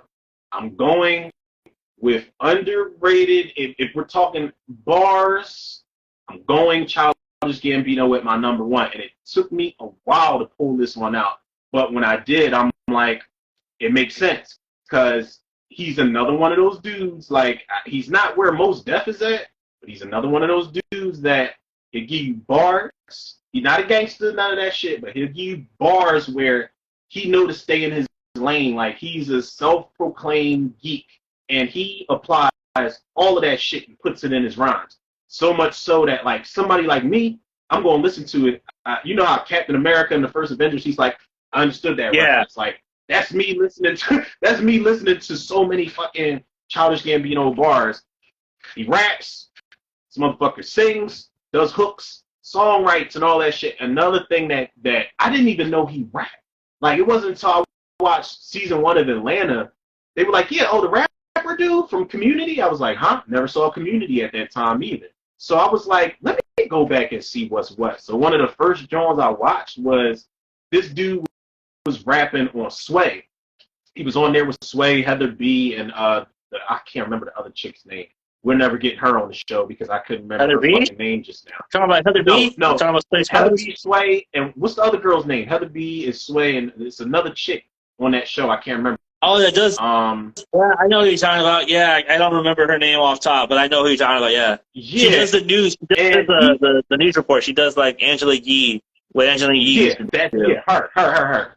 So he's on there with them, and they put on the Pound Cake beat, and he's just all laxed in the chair. He's got like the fucking the furry, box earmuff joints on his head, and he's just going off the Pound Cake beat, and he's so laid back, but he's saying some shit. Like, I'm trying to think of how he ended that shit. I know he raps one verse and then he stops, and then he's talking in between, until he starts rapping again. He's talking. He's like, but you see what I'm saying? Like, it's all about the money, and then you need the money to make this. Like, he starts talking, then he starts rapping again.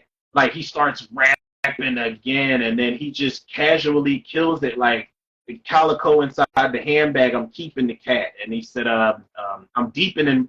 Oh my God, what did he say?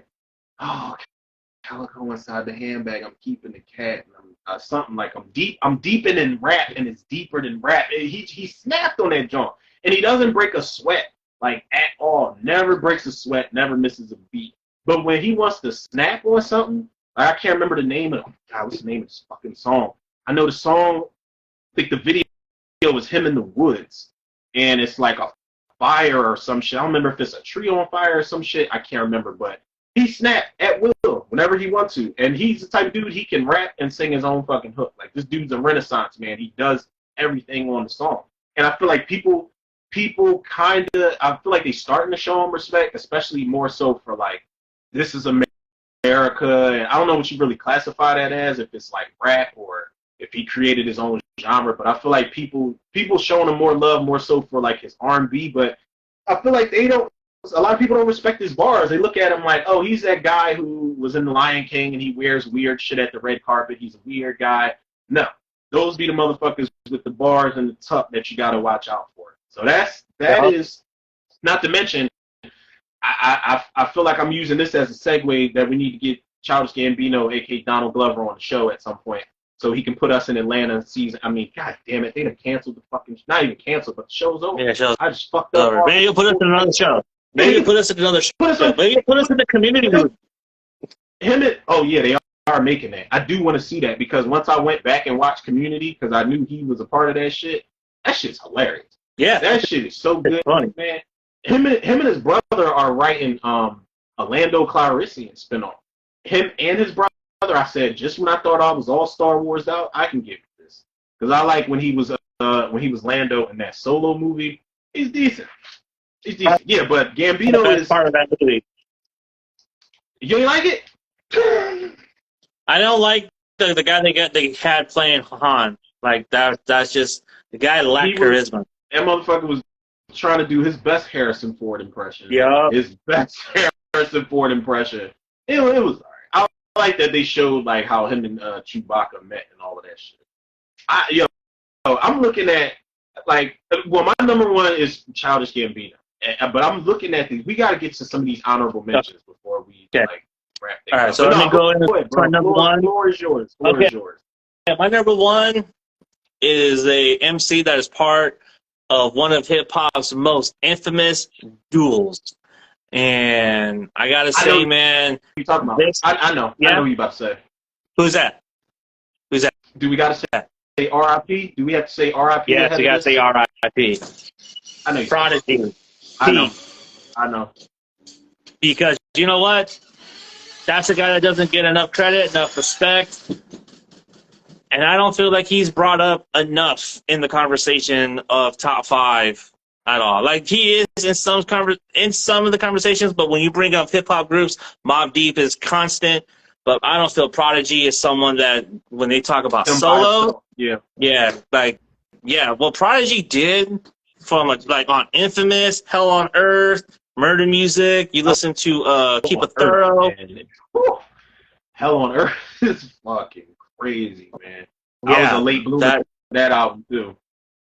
Yeah, I was a late bloomer to Infamous. My first introduction to Mobb Deep was Quiet Storm. That was my first introduction to that. I feel like that was me and you both. Honestly, like I'll keep it a beam, man. Me and you both. That was I was like, ooh, the fuck, these dudes are scary. Yeah, but I like it. I like it a lot. Yeah, so that's and you know when you go back and this is a guy that not only had wordplay, he had metaphors, he had delivery, his flow was flexible, he had punchlines, he was witty. You could feel the emotion and the anger, especially on his solo shit. Like when he gets personal. The only thing about the problem that I have with his solo stuff is that a majority of his stuff wasn't done by half, which kind of hurt some of his solo stuff. It's not. That shit that he did with Alchemist, though, that one, The Return of the Mac, that's a fire fucking album. That's a fire album, dude. Like, what the fuck? Yeah. Pete, him and Alchemist getting together was nasty. That was like P at his prime. You know, that was Hell on Earth P. That was Infamous P right there. That was Prodigy, man. Like, holy shit. I remember listening to that mixtape or album and thinking, God damn, where the fuck was this Prodigy on that Keep It Thorough album? Like, where was this? Like, where was that guy? You know what I mean? Because I don't think that his first solo album was that good. His third one, I think, was okay, but I don't know. I really did like Return of the Mac, and that's a classic. Yeah, Return of the Mac with The Alchemist. And one of the things with Prodigy that I like Prodigy didn't.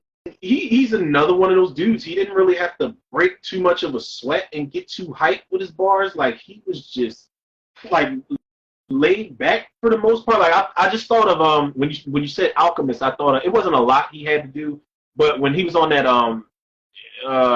what was it, Hold You Down, and he comes on. I'm pretty sure that's Prodigy on there with Nina Sky, and I don't remember who the other guy is. But he comes in and he's so like chill, and he just like Prodigy, man. It like that. Well, I'm not gonna front again. Like I was the biggest Mobb Deep fan in the world, but when Prodigy died, like I was like, damn man, like that's another staple. Like it's another dude who was like a part of the fucking glue of like actual hip hop. Like Prodigy, like you felt something shift when he passed away, and the shit still doesn't feel real. Like, 'cause if you go back and listen to it, it's like you'll be like, damn, I wonder what he's going to drop next, and then you'll forget that he's gone type of shit. It's another one of those like hip hop losses, man. And like I agree. The shit like when him and Alchemist linked up, that was something else, dude. Like holy shit. Certain duos, man. I'm telling you, certain duos. That was as soon as you started breaking it down, I was like, yeah, I Prodigy's going to be in there some fucking where. I had a feeling, man. Yeah, I had to bring Prodigy up. I think he slept on as a solo artist. I feel like, especially when you look at a lot of his verses, man, and you break them down. Like someone did a breakdown of the Hell on Earth verse. And the scheme and the way that he structured that verse, man, it's fucking insane, dude. The internal rhyming, the bars ending, it's just like, holy shit, dude. And he knows how to end his verses on a very good high, you know what I mean? Like, there's like an art to his verse. Not a lot of people can do it, man. Like, a lot of people that's where you start getting into penmanship. Like, a lot of people just write shit. They don't have no type of structure to it. They don't have any type of, like, some people, like, I know I used to write my shit weird. Like, I used to write, like, the first line, and I'll skip, or, like, the first bar or whatever. That's, like, 2 lines, and then I'll skip a couple Jones, and then I get back to something. Like, a lot of people don't, like, have a structure. Like, I can't think of any other word to use other than structure. They just put shit together. Like, it's hard to piece rhymes together, but when you do it, like you said, how Prodigy does it, and the way, like you said, he knows how to end his verses. A lot of people don't think about shit like that. They're just like, all right, I should put, fuck you pay me at the end of this verse. Nah, like, he wants it to be a part of something that... And also, too, another thing, too, we talked about storytellers, is that Prodigy is very underrated as a storyteller. You think about G.O.A.T, you think about Trice Life, Up North Trip, you think about the stories that he's telling within those verses. Like, goddamn, dude, like, that's another storyteller that's another artist. Prodigy does not get enough credit as a storyteller, because you listen to those stories that he is spitting, it's like, holy shit, man. Like, he's talking some shit. It's making me want to listen to this this shit with him and Alchemist more than anything. Oh, dude, have you heard that album? I have not. That's what I said. It's making me. Oh, you haven't heard it at all? Oh, dude, I don't know what you got planned after we're done, dude. But if you got like what 45 minutes to kill, push fucking play.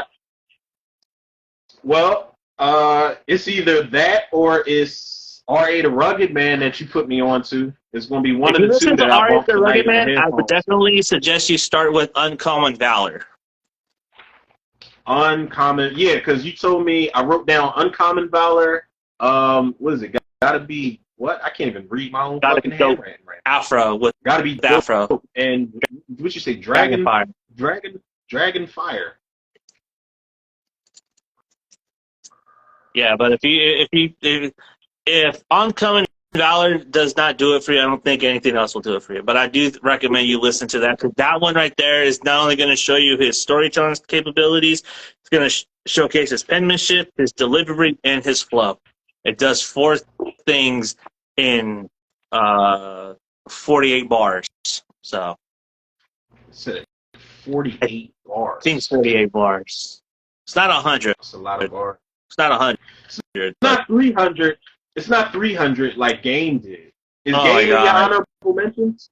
Is the Game in your honorable mentions for slept on lyricists?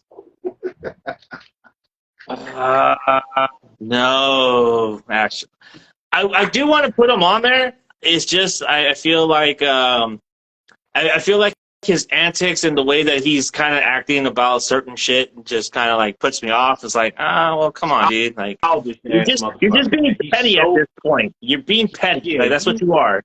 You are about to come off as the old has-been guy who used to be it, and like, please stop it. When he was on Drink Champs and he was like, I used to think M was better than me, and Nori looked at him and he was like, you think so now? And he was just popping his shit about M. He was like, challenge it. Why don't I want to do a versus with M? Because you don't have any really.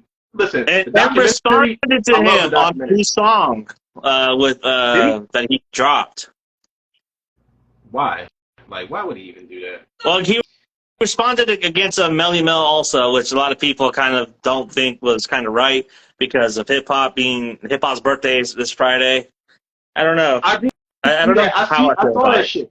I saw that shit that Melly Mel dropped a diss. I saw that shit.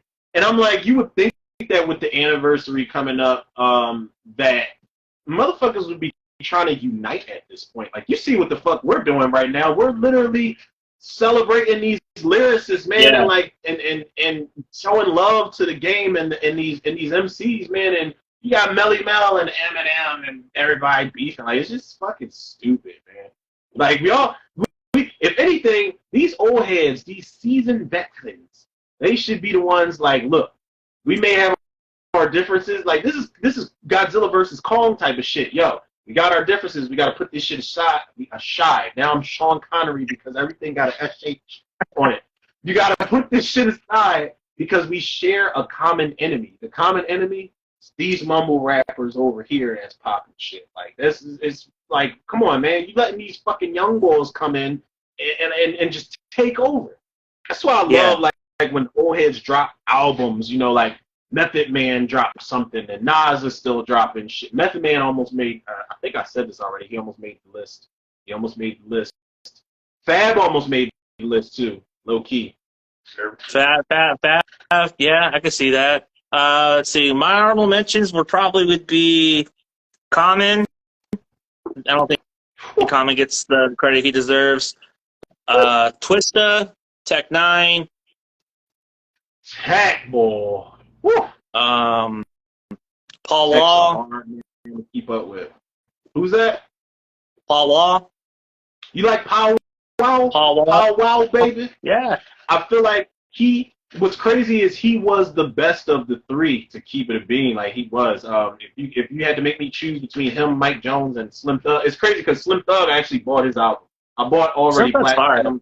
Hey, I bought Already Platinum. I bought it. Plus, Pusha T had a feature on there, so I had to. Yeah, Paul Wall, when he was on Drive Slow, I'm like, okay, Paul Wall, like, he kind of like held his weight on that shit and coasted on that. Fucking mean, bro. That verse was hella mean. Yeah, he coasted on that beat. Then I have Lupe Fiasco.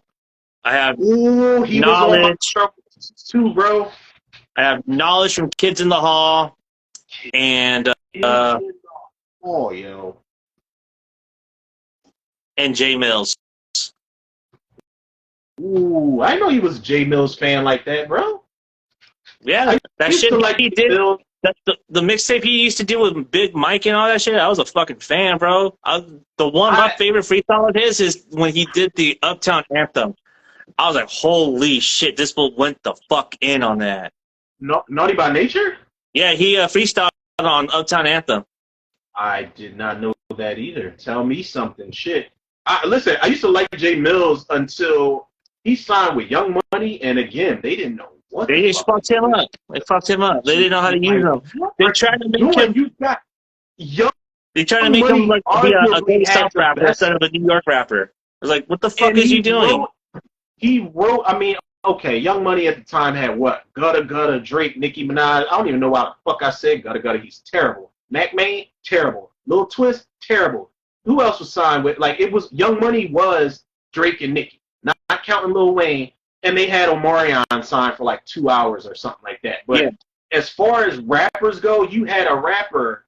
Yeah, he's a street dude, so what? But you had a rapper who there was no debate about whether he wrote his own shit or not. I'm not throwing no shade to Drake, but I can't put somebody in like my top 5 if they not writing their own shit. I can't do that. Like, not with rap. Like, it's different with rap and R&B, but like Jay Mills, they put him on Young Money and just did nothing at all. I was so disappointed, yo. I was so disappointed because I was excited. That's like, like battling now. They're trying to make up all that money. Man, and I wish he stopped battling because it's not a good look. It's not a good look. He is 58 years old, still battle rapping. I'm tired. Like, listen, people like him and Cassidy and Ness, they should not still be battle rapping, man. Like, it pisses me off. Now, no disrespect to the battle rap circuit out there. I'm glad that it's still alive and well. It's a little too animated and dramatic and messy for me now. Like, I don't really get too much into it. It's more funny than anything, but certain people should not still be battle rap. You motherfuckers better drop an album or start acting, do a podcast, some shit, man. It's like, Father Time is calling, man. It's like, yeah, God damn, man. It's All right. So who are your honorable mentions? Well, my honorable mentions, I had Lupe on there. I had Jay Electronica as one of my honorable mentions. I wasn't gonna put him on the list fully because I don't know enough of his tracks and albums, but the shit that I've heard, I was like, Jesus, man, this dude is another artist. Rock Nation don't know what the fuck to do with the boy, man. They don't know what to do with Jay Electronica, and he's so layered. Big Crit was another one of my honorable mentions too. Crit is Crit. Isn't he from Texas? Huh? Crit guy, man. Is he from Texas? Big Crit? No, he's either from Mississippi or Tennessee. Memphis, Tennessee. Shout out to any of our listeners in Memphis, Tennessee. Oh, you're right, Mississippi, Meridian. Yep. Yeah, he got bars. Crit got bars. I'm Mount surprised I didn't Olympus. put ASAP Rocky on this list. When he snapped on Mount Olympus, that was fucking fire. What? Big Crit? Yeah. Is that his album or just a song that he got? That was his response to Kendrick on the Control verse. He did mention Big Crit Kendrick. But yeah, you should have known somebody was gonna come for you at some point. Yeah. Who else? I said I had Fab on my honorable mentions. Big Crit, Beans, Black Thought. Who else? Andre 3000 almost made the list. Yeah, I think that was it for my honorable mentions. Yeah. That was it, man. I'm pretty sure I forgot some people. Like I said, ASAP Rocky's an honorable mention. I don't know. I'm not sure. Yeah, that's probably pretty much about it as far as the honorable mentions goes. So yeah, man, that's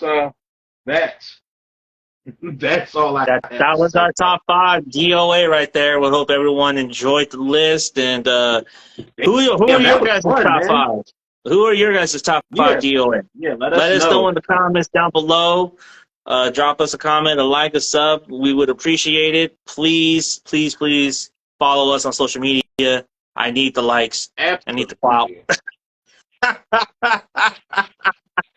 Listen, man, he ain't saying nothing wrong. Y'all follow all these other celebrities any other time.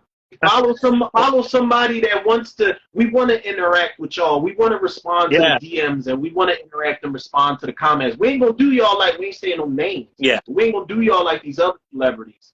You know, we are hands on, man. We are here for y'all. You know, we come up with these topics and shit, but we do this for y'all enjoyment, man. That is strictly for y'all. It's the service. So I think August 29th, because school's getting back in session, so I'm going to be working a little bit more. August 29th is on a Tuesday, so would that work for you to do our classic albums? Yeah, we can do that Tuesday. Okay, We cool. can do that Tuesday. Oh my God, man! You know what?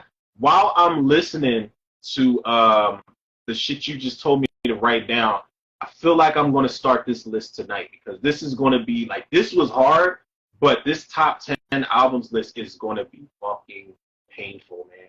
It's going to be so painful. This shit might make more waves than we did with with these listings right here. Wait till I cut But this, this up and put our shit out of context, dude, and it's definitely going to blow up. yeah, it's man. And it's cool, man. Like, listen, I feel like we might be working towards all types of audiences now because people used to us talking about movies and horror, and we love that shit. But I'm glad that I'm here.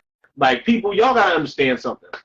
It's a lot of people I can't talk music with, but bro, like you schooled me to so much shit. Like, I'm here taking notes in the midst of our whole like episode here and there and shit. You're putting me on artists. It's like I can't do that type of shit with everybody. You know what I'm saying? I can't hold certain conversations with everybody because even people like in our age bracket, their ears are like, I know people that are in our age bracket, their ears are just like they have succumbed to this shit, man. Mm-hmm. They want to listen, and nothing against the little Uzi Verts and who's this dude I see my sister put me on, A Boogie with the hoodie. No disrespect to the younger generation of. Listen, I'm serious. Like, no diss to them. There's a market. There's a audience for everything. There's listeners for everything. But I like the fact that we're like old school. We're still up to speed with everything. Like, we give the new shit a chance all the time. But I feel like for the most part, we're still grounded and still like-minded and in our right minds as far as music goes. So we can have these conversations, man. Like, and I hope that y'all out there enjoy this type of shit. And we got a whole bunch of shit we may or may not agree on and all this other stuff. But that's natural. Like, you're not going to get an episode where we just agree on every single thing. Like, this album shit, people going to be mad when they find out Silk the Shocker's in my top 10 albums of all time. Yeah, y'all going to be pissed pretty off mad at too me. when I show that Jim Jones' Hustler's Poem is number 10. So Yeah, like, listen, people, these are things that are going to Yeah, you just won. No, I ain't even gonna say you won up to me. Like, my shit, like if somebody had a gun to my head and it's like, yo, Silk the Shocker or Jim Jones, like, I'm picking Jim Jones. I'm picking right? Jim Jones. And they're gonna be like, say a whole 16 verse, say a whole 16 bars of Jim Jones verse, and you just kill me now because I ain't got it on me. I don't have it. I mean, I'll try it. I do love Jim Jones for one reason, because he put me on stacks. So that's why I really have a lot of reverence for Jim Jones, because he put me on to Stack Bundles. Stack Bundles was fucking fire.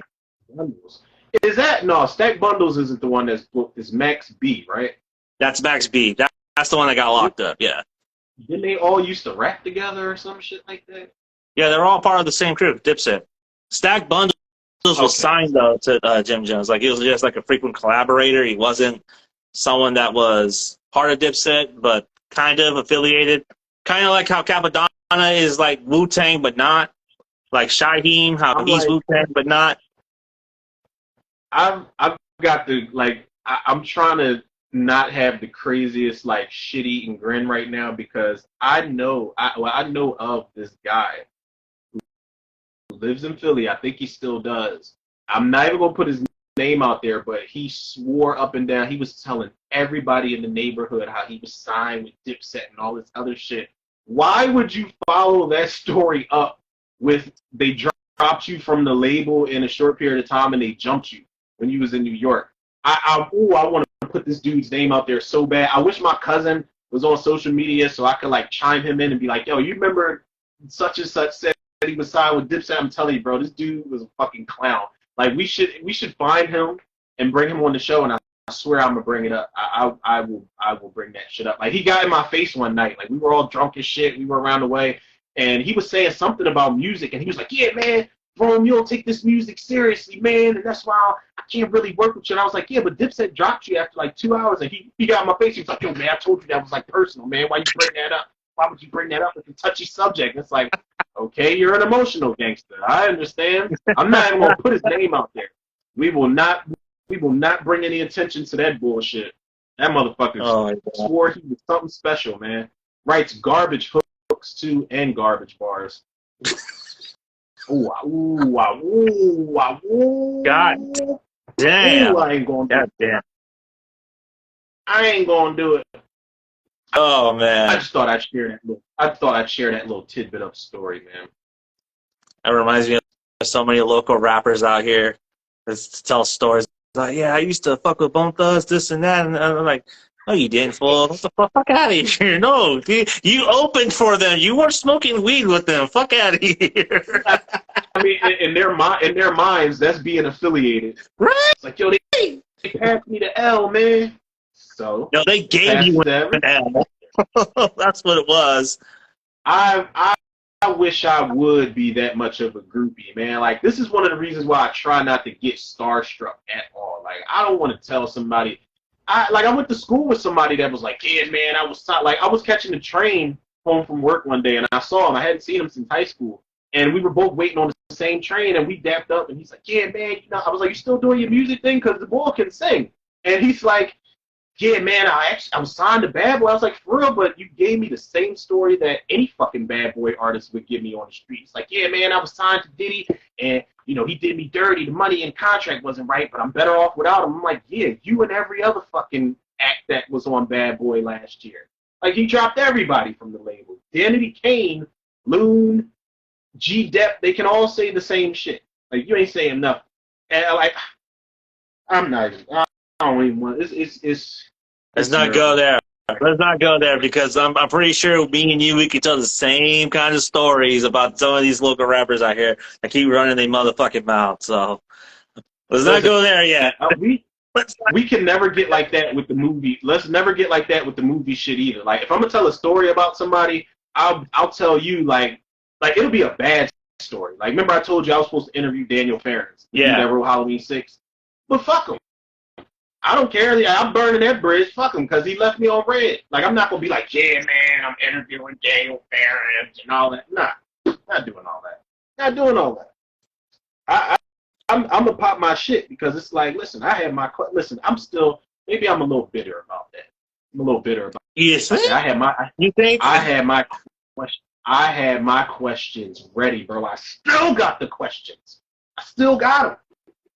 I should hit that motherfucker up right now, man. Or I should wait until this weekend, like, when I'm real loaded, like, doing shot after shot, and be like, you know what, man? I don't even like Halloween 6. Send him a fucking voice message and just be like, I don't even like yo shit. All drunk. And then next thing I know, man, you're going to be on TMZ, angry podcaster harasses Halloween writer. Listen, it'll be good publicity. Yeah, good publicity. Yeah, well, I'll be like, listen, I got hit with a restraining order, but make sure y'all tune into RNZ Live 2 Wednesdays out of every month, 4 p.m., 7 p.m. Yeah, I gotta plug the show at some point while I'm getting that restraining order. So it's gonna work itself out at some point. Yeah. So with that being said, please follow RNZ Live over on the YouTube at Zuko's Corner. I'll be posting episodes every Sunday morning at 7 a.m., 10 a.m. Eastern, so go check it out. You can follow Romero on his podcast at Tudor Reviews, at Anchor FM, and anywhere else you get your podcast. You can also follow my podcast at Bump of the Night Podcast 1428 on Spotify, Podbean. Please go give us a like, a sub, a follow. We would appreciate anything and everything that you guys do. Interact, comment, engage. We appreciate it. So, till then, we will see you in 3 weeks because we got a lot of homework to do. And so, it's gonna be a good can't one. wait. It's gonna be a good one, man. Can't wait. But till then, we will see you August. What did I say again? 38th. 38th. Yes. August 29th at 4 p.m., 7 p.m. Eastern. So till then, ladies and gentlemen, we will see you then. Peace.